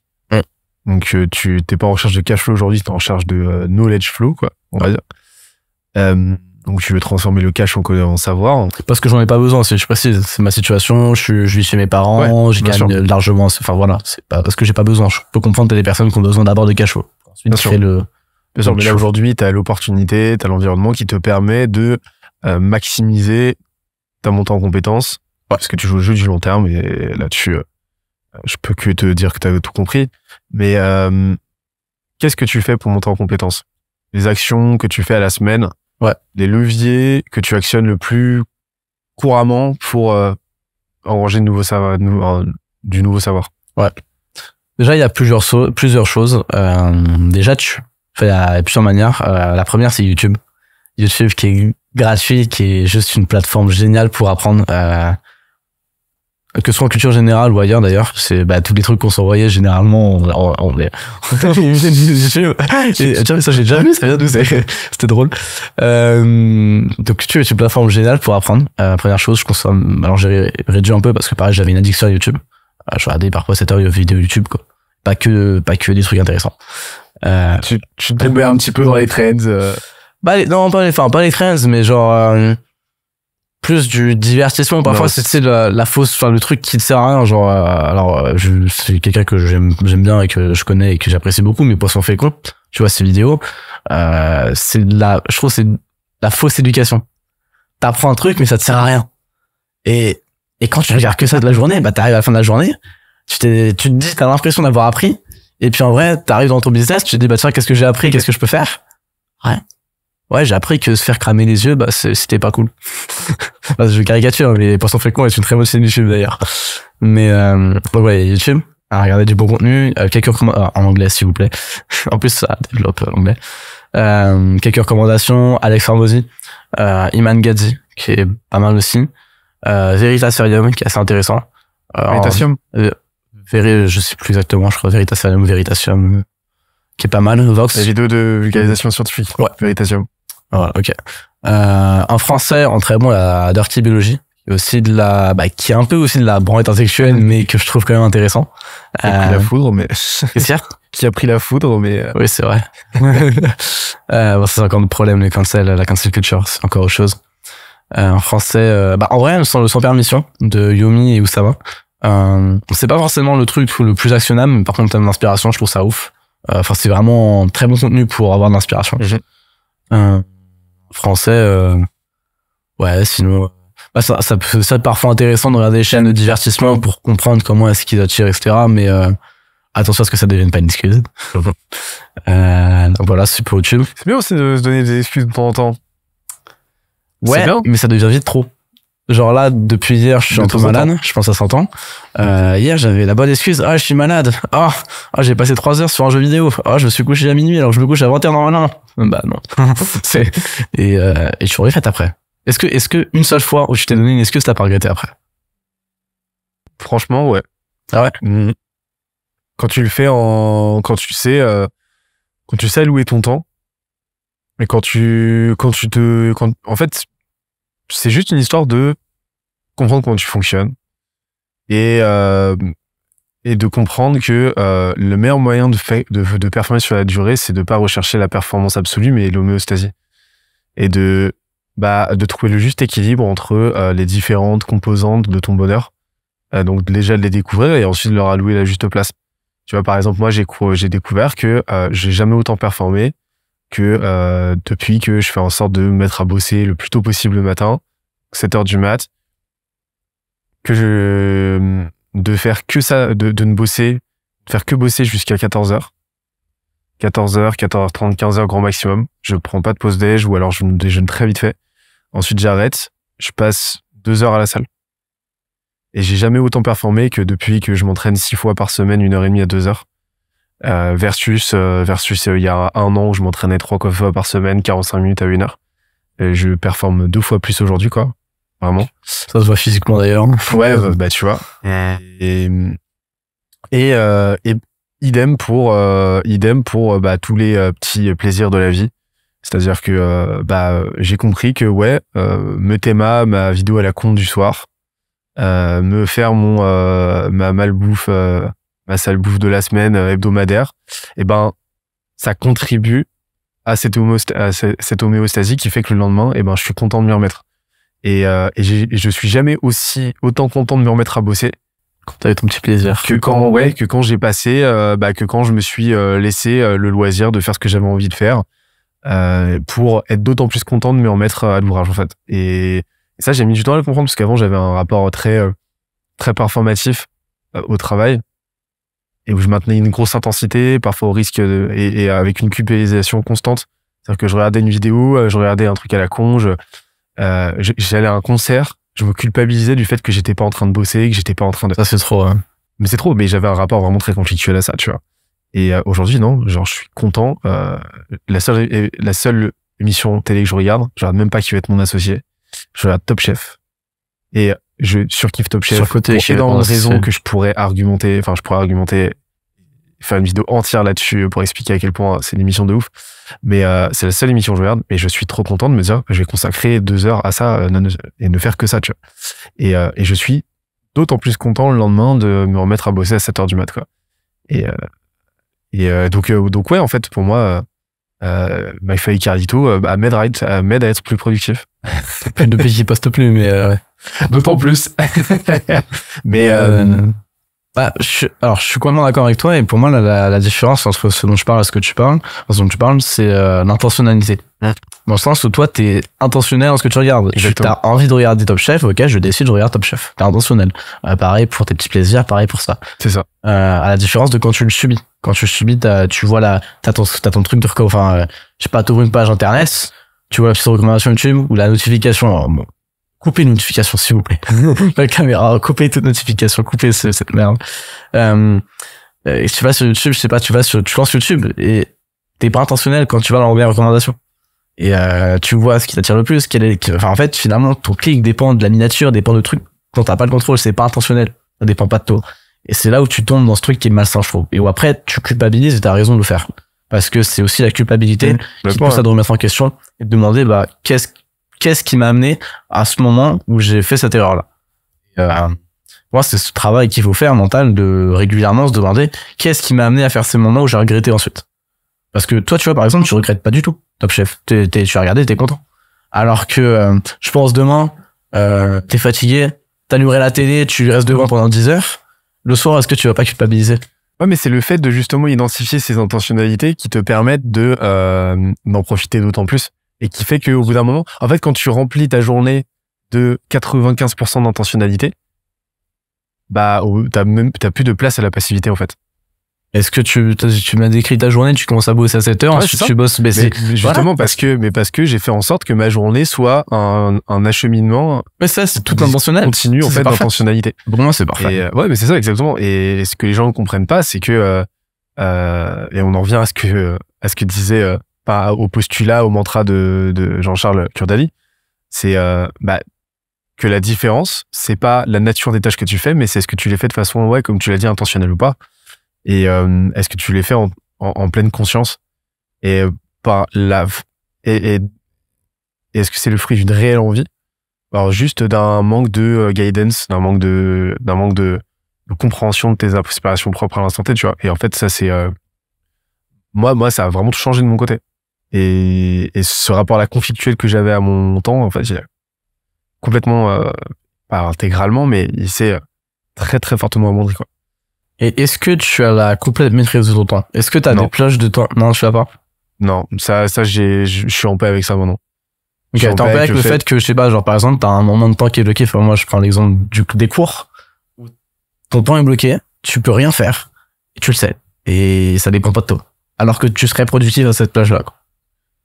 Moi, je suis père, donc ce rapport-là oui, tu l'as forcément. Forcément, enfin, c'est-à-dire que ce temps que tu passes à l'école, bah moi, c'est le temps que je vais passer en famille, etc. Et moi, au début, ça a été particulier, justement, me dire, ouais, non, ça c'est du temps.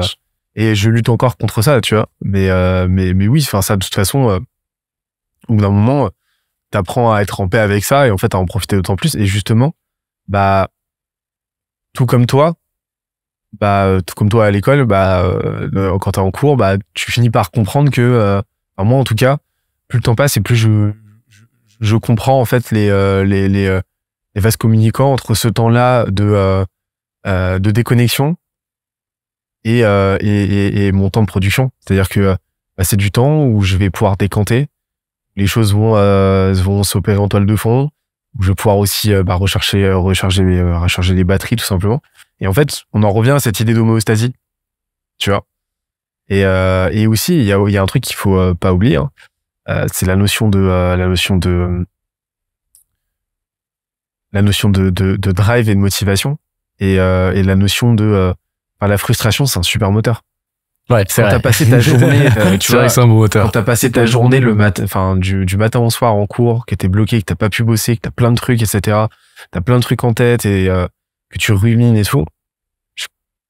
Je pense que le degré d'intensité que tu vas mettre quand tu te vas bosser le soir, pas forcément. Non, parce que justement, t'as été cassé. Enfin, je vois, par exemple, moi, c'est le lundi matin, ou bref, parce que rapidement, j'ai des cours inutiles de 8h à 15h, et de 15h à 17h, j'ai maths. Maths, c'est un programme pour le bac, mon truc. Et j'ai énormément de mal à me mettre dedans. C'est pareil pour le mercredi matin où je commence le maths de 10 à 12, mais j'ai un cours inutile de 8 à 10. Et j'ai beaucoup plus de mal à me mettre dedans parce que j'ai eu ce truc avant où j'étais pas dedans. Et non, j'ai beaucoup plus de mal, au contraire. Et pour revenir sur la comparaison, moi je trouve ce qui est un peu biaisé, et ce qui est pas forcément vrai, c'est que oui, tu dis que ton temps n'est pas dépendant de toi, mais c'est toi qui as décidé finalement de faire des enfants. C'est quand même toi qui l'as décidé, quoi, dans le sens où voilà. Et t'as décidé ce temps-là, et je pense quand même que tu aimes passer du temps avec les enfants. C'est pas, je pense pas forcément que ce soit le truc qui te fasse le plus chier de ta semaine, quoi. Et enfin, j'espère. Mais alors que la différence, c'est que, en tout cas, de ce que je pense, c'est que, genre, moi, le scolaire, en tout cas, je sais qu'à la terminale, ensuite, tu peux choisir ses études sup, etc. Bah, littéralement, tu n'as aucun contrôle dessus, quoi. C'est tes parents qui décident tout, et c'est obligatoire dans tous les cas. L'emploi du temps, c'est les profs qui le décident par rapport à leur emploi du temps. Et toi, t'es obligé de suivre un truc que 90% du temps, tu n'aimes pas. Et t'es assis, et en plus, c'est même pas un truc stimulant, parce que, dans les cours à 40, bah, la majorité du temps, tu passes à l'attendre. Parce que soit t'en as qui sont plus lents, soit parce que t'en as qui tu dois expliquer un truc à une personne qui a pas compris, alors que l'autre a compris, etc. Et, c'est pas mettre en relation, c'est le type de temps-là. Et, alors justement, c'est quoi les conseils que t'as envie de donner, là, aujourd'hui, aux gens de ton âge, qui s'intéressent à l'entrepreneuriat? Alors, ça fait la jonction avec le reste de la deuxième partie de la question que je vais te poser tout à l'heure. Donc là, on a parlé de la montée en compétences. Là, si t'arrives à faire le pont avec, t'as vu, je te donne des devoirs, si t'arrives à faire le pont avec la constitution d'un réseau, parce que je pense que c'est une composante de ta réponse, ce serait quoi les conseils que tu donnerais là à quelqu'un qui, au toit d'il y a 1 an et demi, qui s'était pas encore lancé, qui pensait à se lancer? Ce serait quoi les bonnes pratiques que tu lui donnerais là pour commencer à construire son truc? Ouais. Déjà, il y a un truc que je reprends de Yomi, Denzel et Oussama Hamar. C'est pas parce que vous voulez entreprendre, etc., que c'est une excuse pour ne rien foutre en cours. Et je l'ai trop longtemps pris pour une excuse. je suis dans très bon lycée, mais j'ai trop longtemps pris pour une excuse pour me dire, bah non, c'est bon, je fous rien, en gros, je vais pas écouter en cours alors que j'entreprends après. Non, c'est débile. Suivez en cours, au moins, je dirais, le tri, c'est les matières importantes. Les matières, c'est qui? Bah, quoi, genre SVT, physique, quand je vais faire de l'éco, bon, bref. Ensuite, les trucs à faire. Alors, ça dépend de, je sais plus si c'est phénotype ou tu sais, le truc de sommeil, les cycles de sommeil. Les chronotypes. Chronotype, merci. Perso, c'est beaucoup plus le matin. Donc, du coup, je mets en place une routine et que je lutte un peu avec ma famille, genre, parfois, quand je peux, je mange tout seul le soir à 18h pour pouvoir me coucher à 20h, 20h30 et lire de 20h à 21h. Et dormir à 21h pour me lever à 5h, 5h30. Ma routine, sport, douche froide, petit déj du coup, méditation et écriture.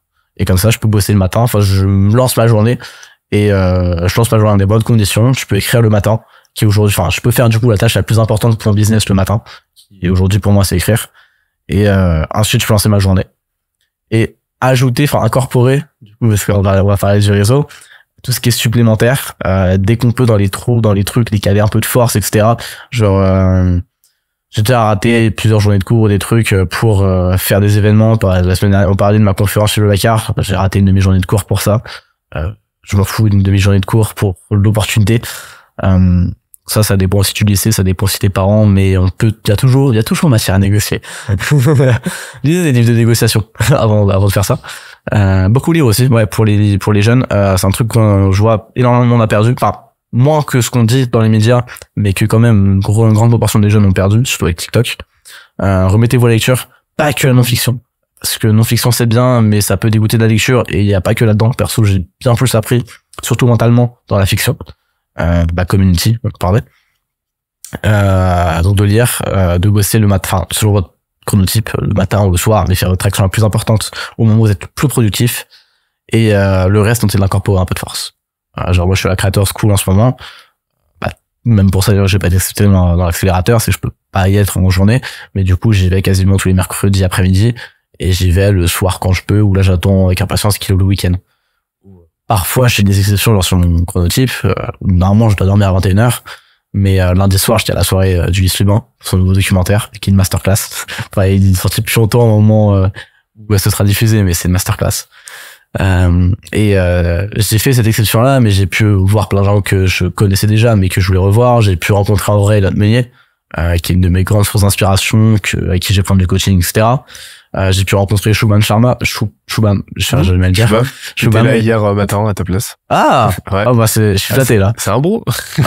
Il est très très chaud, pareil. J'ai pu rencontrer, et ça tu vois, c'est ce genre d'opportunité, c'est aussi comme ça qu'on construit des réseaux, en saisissant les opportunités.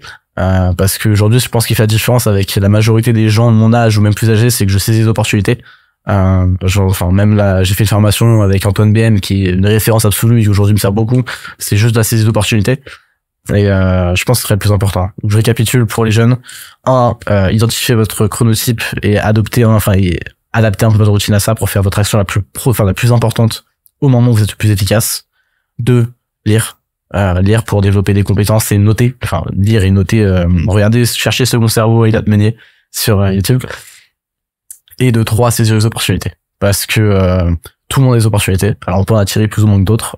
LinkedIn est un très très bon moyen pour attirer de plus en plus d'opportunités. Mais tout le monde en a, il suffit juste de les saisir. Ok. Tu t'es fait ton second cerveau, toi, sur Obsidian, c'est ça? Bien sûr. Ouais. J'ai toujours beaucoup de mal, d'ailleurs, faut que j'en parle avec Elliot. C'est que je prends plein de notes, etc. Et je fais à peu près 500 notes sur mon second cerveau. Mais j'ai une très grosse difficulté à passer mes notes à mon second cerveau. Genre, j'ai 500 notes sur mon second cerveau, mais j'en ai avoir peut-être 1000 dans Google Keep et mes notes Apple. Ok. T'as aussi dans le second cerveau? Alors, je suis pas sur Obsidian. Notion? Non. Je déteste Notion, perso. On l'utilise dans la boîte. Ouais. Game Changer pour une boîte qui scale. Par contre, à titre perso, je déteste. Je comprends. Mais non, moi, j'ai les notes, j'ai notes de l'appli notes de mon comme iPhone. Ça? Ouais. Et tu peux créer des liens?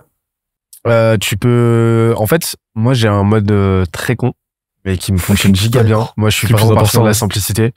C'est, j'ai une petite hiérarchie où je vais trier, tu vois, je vais avoir des folders, je vais avoir un système de hashtag qui me permet d'avoir 2 variables de tri. En fait, c'est simple. Quand je prends une note, je fais bien attention aux mots-clés que je vais utiliser. Et si, par exemple, j'ai envie d'écrire un article sur ChatGPT, ben, je vais taper ChatGPT et bim, j'ai toutes mes notes sur le sujet qui tombent direct. Et ça me permet de tout compiler. Et donc, j'ai les mêmes résultats, mais avec une super accessibilité. Et après, la pensée en abstraction, parce que l'intérêt d'Obsidian, c'est justement la connectique entre différentes thématiques, etc. Ouais. Bah, la pensée en abstraction, je pense que ça fait partie de mes forces. Donc, j'ai cette capacité à faire le pont entre différentes thématiques sans trop de difficultés. Donc là, aujourd'hui, j'en sens pas vraiment le besoin. Et Obsidian, je suis un... me semble être un système, justement, ça m'intéresse d'avoir ton avis, parce que me semble être un système quand même vachement complexe à maintenir. Franchement, je trouve en termes d'organisation, en termes d'alimentation. D'organisation dans un premier temps, mais bon, ça, tu le fais une fois, c'est un stock et ensuite c'est bon. Mais ensuite, en termes d'entretien, pour justement garder un minimum de cohérence spatiale, etc., tu vois. Ça, je t'en fous, parce que même si tu manques un peu de cohérence, au contraire, ça crée des nouveaux liens, donc ça crée potentiellement de nouvelles idées, ou alors juste c'est sur le côté. Donc, par exemple, Elliott Money, qui est la référence numéro 1 en France, tu regardes ses notes, il t'en a plein qui sont pourris, mais qui gardent et qui s'embêtent pas à supprimer, et c'est pas grave, c'est limite ça fait une nouvelle idée ou quoi, c'est pas grave. Mais limite, moi, je vois mon problème d'alimentation, juste que j'ai la flemme de passer un texte à juste mettre dans Obsidian, lancer un modèle et mettre ta note, juste ça, qui prend 3 secondes. Mais je me dis, toi, pour réfléchir à chaque fois quand t'écris, plutôt que juste de taper et en fait juste devoir réfléchir aux mots-clés, ça te gêne pas? Non. Parce que ça, moi, en Obsidian, j'en ai rien à foutre, quoi. C'est mon titre qui est important et les liens, et c'est tout. Non, je prends des notes plus ou moins étoffées, en fait, en fonction du sujet. Ok. Mais c'est le même fonctionnement qu'Obsidian, hein. C'est juste la hiérarchisation. Du coup, tu me dis les mots-clés sont hyper importants. Ouais, donc, c'est juste le faire avec un minimum de prévoyance, on va dire. Alors je sais, si c'est une note sur ChatGPT, je vais juste faire bien attention de d'écrire ChatGPT dans le ChatGPT dans le corps du texte ou dans le titre pour m'assurer que ça ressorte, en fait. C'est tout. Et donc c'est juste un tout petit réflexe à avoir. Et en fait, ça fonctionne giga bien. Et typiquement l'article de sur ChatGPT que tu vas pas lire dans la missive de vendredi,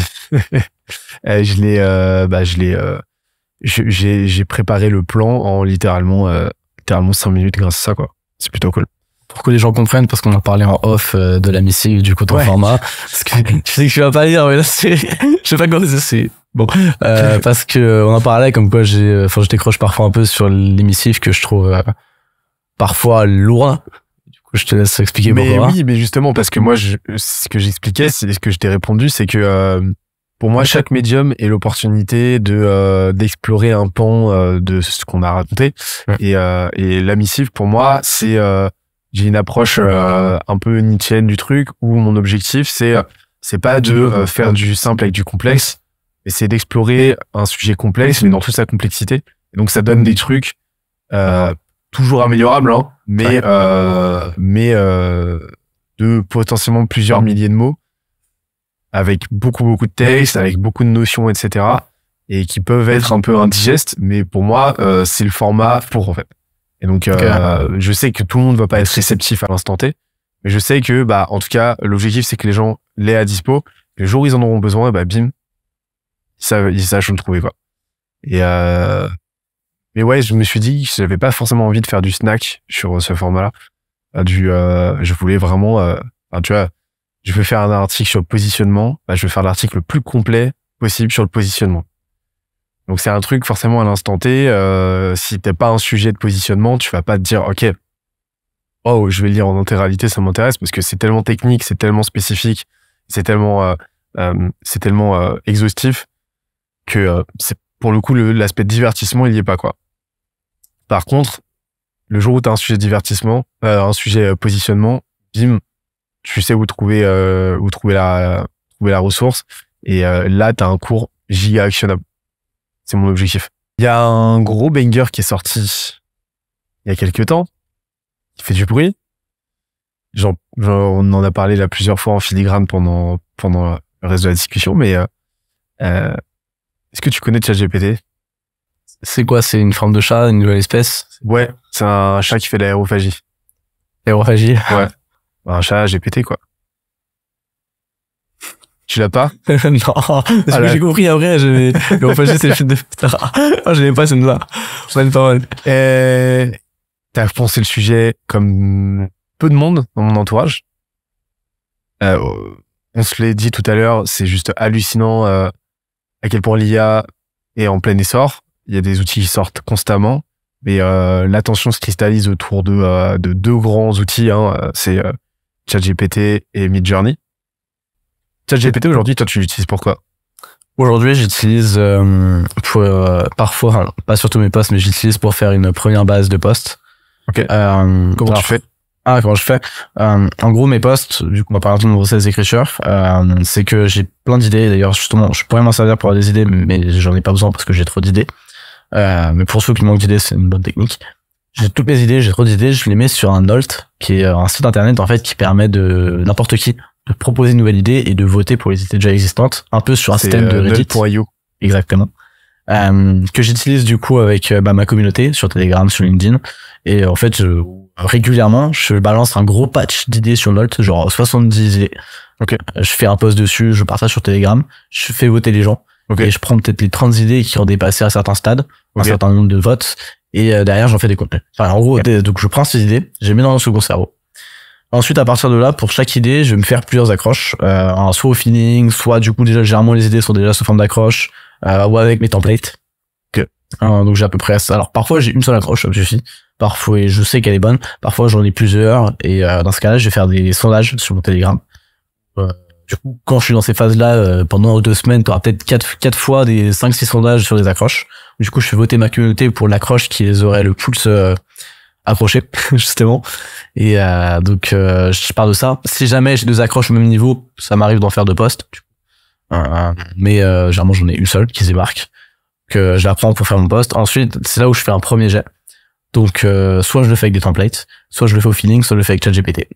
Donc avec ChatGPT, je lui donne l'accroche, je lui donne le sujet, je lui donne le contexte, enfin du coup qui suit, de quoi j'ai envie de parler, quel positionnement j'ai envie d'avoir. C'est de rédiger un peu, généralement c'est des prompts assez rapides, c'est une dizaine de lignes, mais ça suffit. Donc on peut reprendre une partie pour d'autres prompts et ça suffit. Du coup, il fait une première base, généralement qui est, je crois qu'il y a une première base, quoi, qui a un premier jet et qui est pas trop mal pour travailler dessus. Pour l'instant, c'est pas suffisant pour publier direct ou quoi. Ça fait juste un premier jet à pas mal retravailler. Avec l'arrivée de GPT-4 hier soir, au moment où on retourne, ça peut peut-être changer. Des premiers tests que j'ai, des premiers tests que j'ai fait, ça peut peut-être changer. Ça peut devenir, ça deviendrait peut-être possible avec vraiment bon prompt et avec de la, potentiellement, alors, déjà avec un modèle entraîné, avec de la data, pour moi c'est déjà possible de publier direct. Alors, je me demande si Oussama Ammar a pas, ça y est, fini d'entraîner son modèle, il en parlait un peu.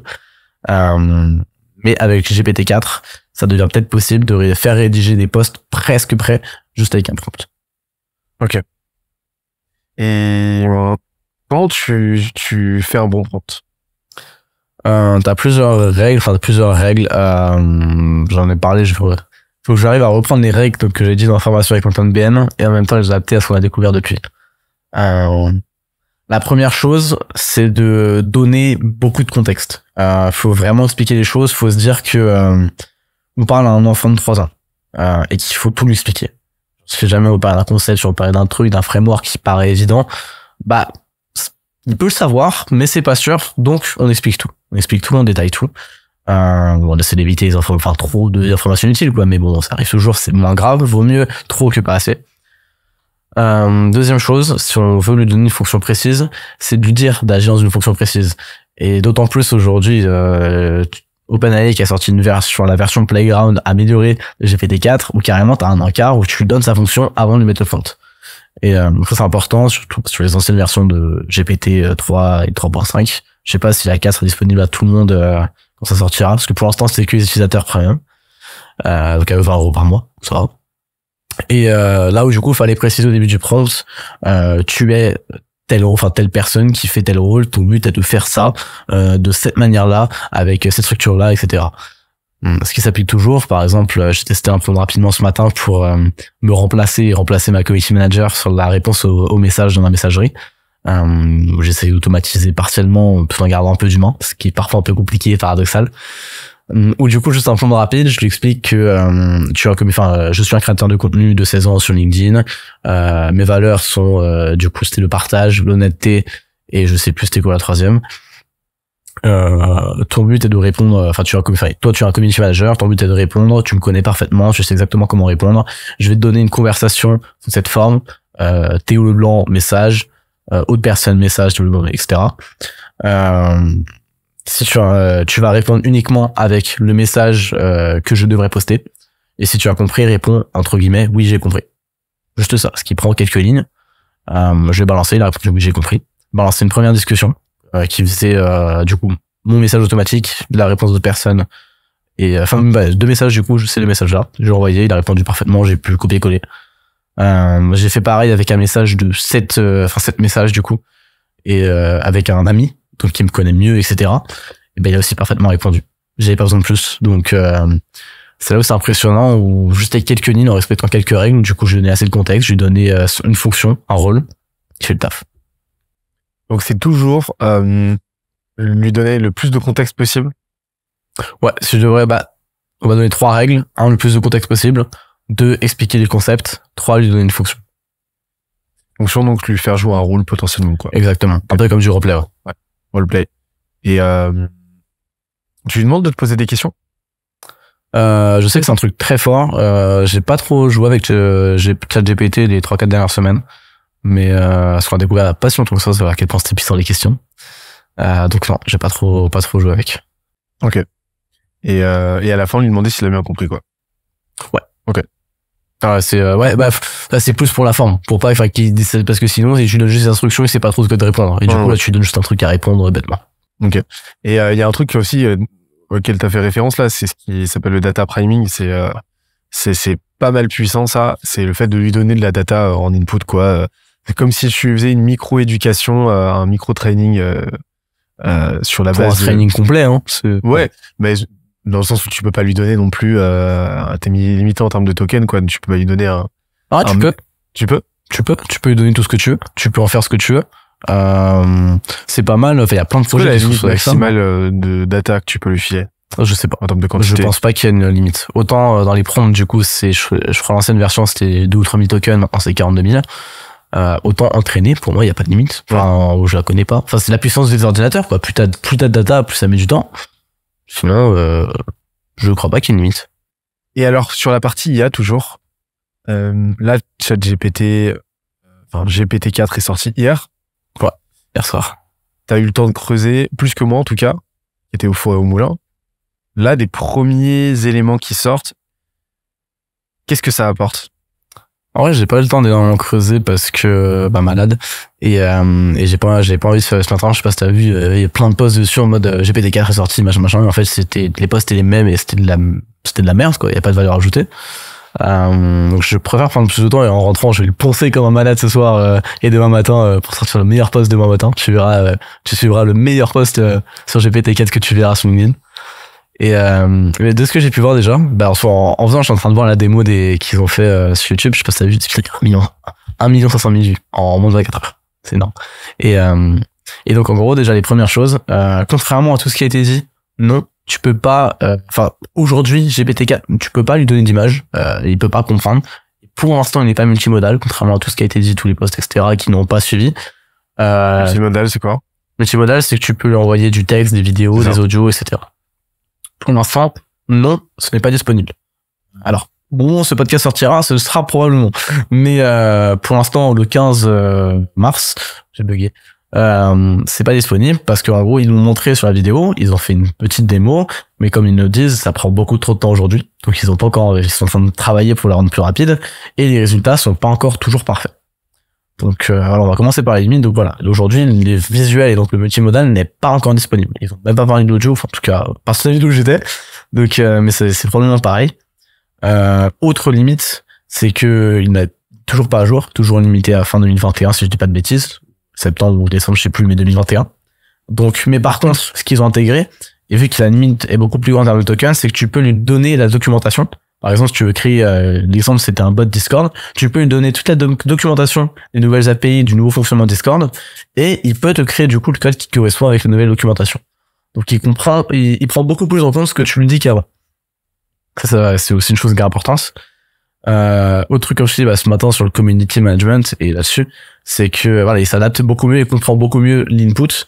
Et un truc, parce qu'on savait que à chaque fois que tu fais un prompt sur le chat GPT, on sait qu'il y a des trucs en plus de ton prompt qui sont envoyés. Parce que si tu veux l'envoyer sans rien, faut que tu ailles sur le playground d'OpenAI. Et on sait qu'il y a des trucs en plus qui sont envoyés au-dessus. Et qui du coup potentiellement réduisaient la compréhension de ce que tu allais donner, etc. T'étais obligé de faire des prompts beaucoup plus complexes, beaucoup plus travaillés. Je sais pas si tu connais Ruben Acid, qui faisait des prompts. On peut toujours faire des prompts super longs, c'est toujours un peu intéressant, mais parfois ces prompts, ils faisaient quelque chose comme 100 lignes. Ce qui pour un prompt qui au final te génère un truc, alors peut-être de 50 ou 200 lignes, mais tu te dis est-ce que c'est vraiment intéressant, quoi. Bon bref. Et maintenant ça comprend beaucoup mieux avec de ce que j'ai eu, en tout cas de ce que j'ai vu pour l'instant. Ça va peut-être changer. Je sais pas quand est-ce que tu veux sortir le podcast. Je sais pas.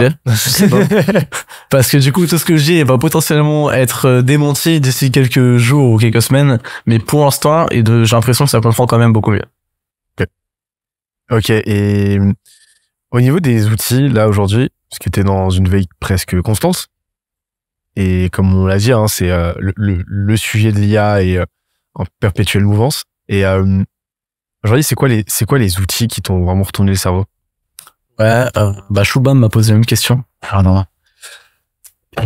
Déjà, classique, ce GPT mid-journée. Ce GPT pour la polyvalence, parce que, et encore plus maintenant qu'il va devenir multimodal, c'est impressionnant la quantité de choses différentes qu'il peut faire, sans être spécialisé. C'est ça qui m'impressionne, on se rend pas compte, hein, mais qu'il fasse autant de trucs différents, c'est ça qui est vraiment fou. Et c'est ça le nombre de paramètres. C'est pas sur la qualité de la réponse, c'est sur la quantité de choses différentes qu'il peut faire.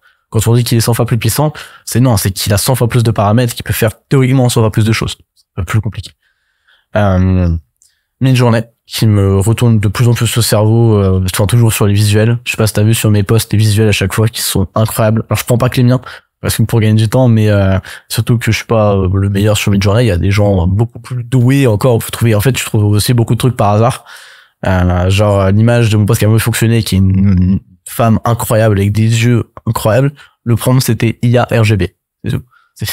Donc t'as plein de trucs comme ça et parfois je reprends des autres et ça me mindfuck la puissance du truc et surtout la V5 qui sera sortie probablement au moment où le podcast sortira, va potentiellement être beaucoup plus réaliste, parce qu'aujourd'hui le problème c'est genre sur les mains, sur les dents, c'est pas très réaliste, l'anatomie il a un peu de mal encore. La V5 a l'air d'être ultra réaliste. Ok. Un truc de fou. Je t'amuserais, je t'enverrai des prompts et tout pour t'amuser à genre créer une image de toi généré par l'IA et demander genre à tes proches laquelle est la vraie. Et tu pourras avoir quelques surprises, je pense. Ce sera marrant. En IA qui m'ont retourné le cerveau, il y a toutes les IA de musique. Les noms, il y a Soundful, Sounddraw, Beethoven.ai, enfin quelques noms comme ça, il y en a pas mal. Là je parle des alors il y a différents types d'IA. Là je parle des plus classiques, de génératrices de musique. Là je parle des plus classiques qui m'ont retourné le cerveau. À quel point tu peux créer facilement un beat. Pour l'instant les paroles c'est plus compliqué. À quel point tu peux créer facilement une musique de fond ou quoi. Et je pense à toutes les chaînes de Lofi, par exemple, qui tournent en boucle. Ah, ça, c'est génial, parce que tu peux créer plein de musiques prêtes à l'emploi, commercialement utilisables. Et, je trouve ça fou. J'avais d'ailleurs potentiellement un projet à la base avec un pote, tellement les musiques sont bonnes, de m'en servir pour, tout ce qui est passage en télé, tu peux reprendre les droits. Et en fait, c'est un peu plus compliqué en termes de droits avec les IA. Mais t'as aussi d'autres types d'IA, par exemple, t'en as en ce moment qui sont en développement, déjà de prompt to music, ce qui est moyen pour l'instant, où du coup genre tu te donnerais une description de ta musique et t'obtiens un résultat plutôt que de manipuler, parce que pour l'instant il faut quand même maîtriser un peu la musique. Et t'en as un autre truc qui est génial, c'est qu'en gros tu donnes un prompt, ça génère une image, l'IA analyse cette image pour en sortir des trucs et faire une musique à partir de ça. Le concept est barjo et tu te dis ça peut être débile, en vrai pour l'instant ça fait des résultats un peu bizarres, mais c'est marrant je trouve. Donc voilà. Les IA qui me mindfuck aussi, les IA de vidéo. Qui aujourd'hui, il y a pas encore de très bonne IA de vidéo qui est sortie. Il y a Genmo qui tente un peu, qui fait des petites animations un peu type GIF, si j'ai pas de bêtises, Genmo c'est fait par des étudiants de Berkeley, qui est vraiment, qui est prometteur.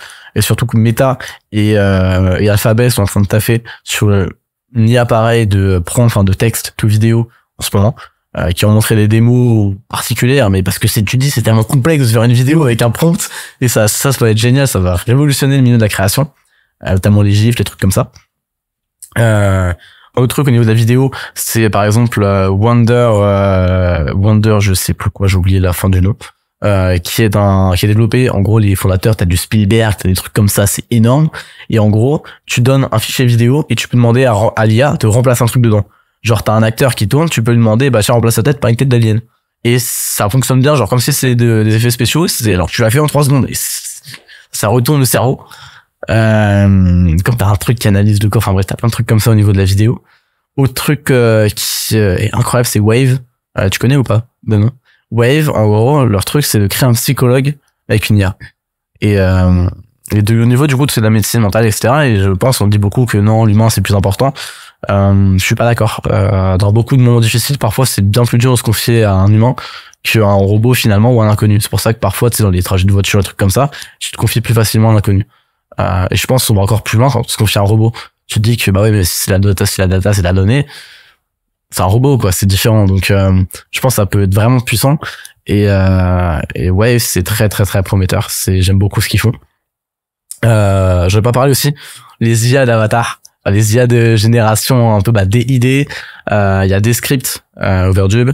Et il y en a une autre, j'ai oublié laquelle.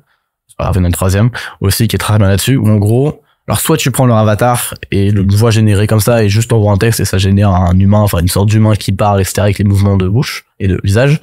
Ou alors tu peux entraîner un modèle avec tes propres photos pour créer un avatar qui te correspond, entraîner aussi ta voix pour que du coup l'avatar te corresponde parfaitement et tu lui envoies du texte. Et du coup c'est toi qui parles. Alors pour l'instant faut envoyer un input de texte, mais DID a déjà sorti. C'était la semaine dernière, au moment où on tourne le podcast, une DID.chat, ou l'inverse, enfin bref, qui permet de parler à l'audio et en vidéo à un avatar qui est une AI, enfin qui est une intelligence artificielle. Donc rien n'a été préparé, ça s'adapte à ce que tu lui dis. Ce que je trouve incroyable, parce que on peut littéralement dupliquer un humain. Genre, on peut, ça y est, la seule chose qui n'était pas scalable, le temps, on peut le scaler, on peut se dupliquer. Et même pour tous les coachs, les trucs comme ça va révolutionner l'industrie. Parce qu'imagine, on en parlait avec Oussama Hamar avec les Better Call Saul. Imagine, il peut en faire 10 fois plus, grâce à ça. Imagine, genre, du coup, ça lui permet de baisser le prix, je sais pas, à 50 €. Ça permet à tout le monde d'avoir accès à tout ce qu'il sait. C'est énorme. Et en plus, il fait plus d'argent, donc tu vois. Il y a tellement de trucs qui vont arriver avec ça, je trouve ça juste dingue. Comme ça, j'en ai, alors il y en a, tous ceux de rédaction beaucoup plus complexes et complets que ChatGPT. Vite fait, en tête, j'ai Tom, j'ai Jacques QJKL, un truc comme ça, c'est vraiment assez compliqué, qui est pas mal pour le SEO. Marc Copy aussi, faut les mentionner, ils sont pas mal les Français. Pouce. Donc il y a ça aussi qui est pas mal. En tête, là, j'en ai pas d'autres comme ça, mais pour faire de la veille ou pour trouver même des outils barjo, ça c'est un truc qui est génial. Si vous allez dans une catégorie, tu vas dans une catégorie barjo, genre un truc qui ça a rien à voir avec le business, tu prends les IA les plus votées parce que c'est celles qui fonctionnent bien et tu te dis comment est-ce que je peux l'associer à mon business. Et généralement t'as des idées de ouf, c'est génial. Et donc pour ça, allez des outils à Future Tools. Je sais pas si tu connais. C'est un outil en plus qui est fait par le YouTuber Matt Wolf qui du coup a percé depuis 2 mois sur l'IA. En plus franchement il fait la quali et c'est accessible à n'importe qui. Donc c'est vraiment cool. Future Tools, Futurepedia aussi qui est pas mal. Et sinon suivez-moi sur LinkedIn, je partage de temps en temps, faut que je commence à partager plus d'IA. Et là aujourd'hui tu te repositionnes sur l'IA. Ouais, parce que c'est vraiment ton credo là pour l'instant. En fait le ghostwriting j'ai toujours vu comme un truc temporaire, comme une source de cash flow facile pour investir en connaissance et en réseau, on a déjà parlé. Et l'IA, je me suis trouvé vraiment un truc qui me passionne et qui va changer le monde. Donc je peux bâtir du long terme dessus. Alors que le ghostwriting, je pouvais pas bâtir du long terme dessus. Je pense pas que ça tiendra longtemps. La preuve avec l'IA. Donc ça, je peux bâtir du long terme dessus. Je peux me positionner dessus et c'est intéressant maintenant. Il y a mon mentor en plus. Donc ouais, je suis en train de construire ma crédibilité là-dessus. Alors peut-être que mon positionnement va changer. En tout cas aujourd'hui, ouais, je me positionne là-dessus et je vais commencer à bâtir des projets là-dessus. Et là, c'est quoi la suite? C'est quoi le plan là pour les années à venir? La suite, pour les 2-3 ans à venir en tout cas, déjà c'est rentrer en école de commerce. Je vise soit l'ESSEC à Singapour, parce que je veux me barrer. Par contre, je veux me barrer de France. Soit l'ESSEC à Singapour, soit l'EDEC en cursus Los Angeles-Singapour. Donc le but, voilà, c'est en études se barrer, devenir le mec de l'IA. En tout cas en France et bientôt international, parce que si en plus je pars à l'étranger, bah je commencerai à dupliquer mon contenu dans les deux langues. Ce que Kevin Dufresne est en train de tester avec l'IA et que j'ai très fort envie de tester aussi. Voilà, devenir le mec de l'IA, aussi aller sur les vidéos courtes. Déjà, à court terme, j'ai envie de passer genre 3-4 semaines à penser que LinkedIn pendant 8 heures par jour, enfin, penser écriture, à faire qu'écrire. Et pour vraiment encore passer un cap, passer du peut-être 200 likes en moyenne à 1000 likes en moyenne, ça y est, devenir vraiment un des piliers de LinkedIn. Et ensuite passer aux vidéos courtes. Parce que je suis entouré de plein de créateurs, je connais plein de gens, je sais la puissance en termes de réseau que ça peut avoir. Alors, soit je privilégierais des médias pour m'exposer, soit créer du coup les vidéos. Je sais pas encore, mais pour devenir le mec de l'IA et pour créer du B2C, ça peut être pas mal. Donc voilà, c'est ça la suite. Parfait. Et ben, j'ai une dernière question pour toi. Ouais. Là, ça fait pour 1 an que tu t'es lancé. Bientôt. T'as testé plein de trucs. D'ailleurs, t'avais fait un post là rétrospectif d'1 mois bien intense, bien vénère, où t'avais testé plein de trucs. T'avais enchaîné des projets. Ah oui, ma pause. Ta pause qui a duré 2 jours et demi, non? C'était prévu. Mais déjà, c'était énorme. Parce que ça faisait plus de 8 mois que je m'étais pas arrêté maximum 24 heures si j'étais malade, quoi. Et c'est ça qui a fait mon succès. Donc, mais vas-y, reprends ta question. Non, mais c'est là qu'on voit le degré d'intensité dans lequel tu t'es mis, parce que pour toi, 3 jours, c'est une pause... c'est en soi une grosse pause, tu vois. C'était une pause qui nécessitait, en tout cas, une annonce. Je trouve ça... J'en ai profité aussi un peu. Bien sûr. Mais on en parlait avec Mathilde. Hein. Le prétexte t'a semblé pertinent, tu vois, et il l'était. Mais en 1 an, là, ça serait quoi, parmi tous les apprentissages que t'as fait, tout ce que t'as appris, serait quoi les 3 qui te viennent là? Les 3 principaux. 3 choses que t'as apprises. On sous-estime énormément la puissance du réseau.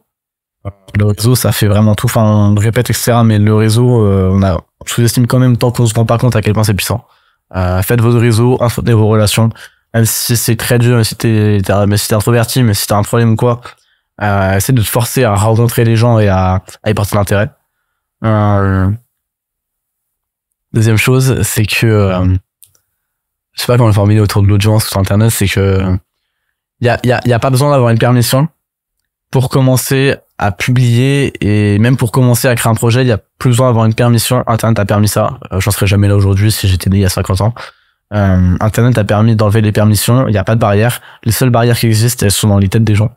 Et moi aussi, j'avais plein de barrières, j'avais plein de trucs. J'en ai aussi toujours plein. J'essaie au fur et à mesure de les retirer et de les piétiner. Et donc les barrières sont dans la tête. Si jamais il y a trop de barrières, au pire, bah un moment où je sais pas, t'es bourré ou t'es pas bien, tu lances un truc, tu forces un truc. Je pense Ulysse avec son stage de Muay Thai, genre tu t'inscris et tu t'enlèves la possibilité d'emboursement. Et à un moment où t'es, je sais pas, au moment où t'es fou. Et bah après quand t'es raisonnable, t'as envie d'annuler mais tu peux pas. Et c'est comme ça que tu te forces à casser des barrières. C'est la deuxième chose, c'est de progressivement casser ces barrières mentales, parce que en tout cas des barrières réelles, il y en a plus aujourd'hui. Alors presque plus. Et une troisième chose, parce que c'est toujours bien de faire des trucs. Je dirais j'en ai 2 qui j'hésite entre 2 en vrai. Je dirais 2. La première, c'est de privilégier la quantité à la qualité. Dans ce cas-là, que ce soit sur du contenu, que ce soit sur des projets, etc. Il y avait une étude, justement, Atomic Habits, quand tu donnes plus à faire à un certain groupe, il fait la meilleure qualité qu'un groupe où tu demandes une seule. Donc tester plein de trucs, tenter plein de choses. Kevin Dufresne, ça aussi, on parle très bien de sa formation. Lancer le plus de projets possible, même des micro-projets, des petits trucs, des trucs qui ont pas de valeur à vos yeux. Ça a pas intérêt. Je vais apprendre 3 trucs. Bah oui, mais c'est l'addition d'échecs aussi qui permettent d'apprendre, qui permettent de tester, qui permettent de voir s'ils fonctionnent bien. Si je fonctionne aujourd'hui sur LinkedIn, c'est parce que j'ai publié plus de 300 voire 400 posts en moins d'un an. Donc tester le plus, c'est la dernière chose que je voulais dire, et au final j'ai oublié c'était quoi. Donc c'est un peu con, mais dire de toujours apprendre. Toujours apprendre, mais ça rejoint un peu les autres, mais toujours apprendre. En disant 80-20 quoi. C'est pas grave si t'as oublié le dernier point. C'est vrai. Toujours à la fin de la journée finir en connaissant une chose de plus que la veille, même si c'est un truc insignifiant. 1% better. Tu peux te créer le petit rituel qu'on s'était créé avec un pote, de t'envoyer des petits faits. C'est ça. Même si fun facts. Bah c'est mieux. Alors je trouve en vrai là c'est là où on a fait l'erreur, c'est que c'était des fun facts qui étaient pas utiles et du coup il y en avait pas d'intérêt. Mais on devrait le retenter avec que des trucs actionnables. Genre, tu sais, des trucs que tu sais au quotidien ou que t'as noté avant et qui sont actionnables et genre, demain, ton pote, tu peux laisser ça, quoi. J'aime bien aussi, perso, la non-actionnabilité de la majorité du savoir, tu vois.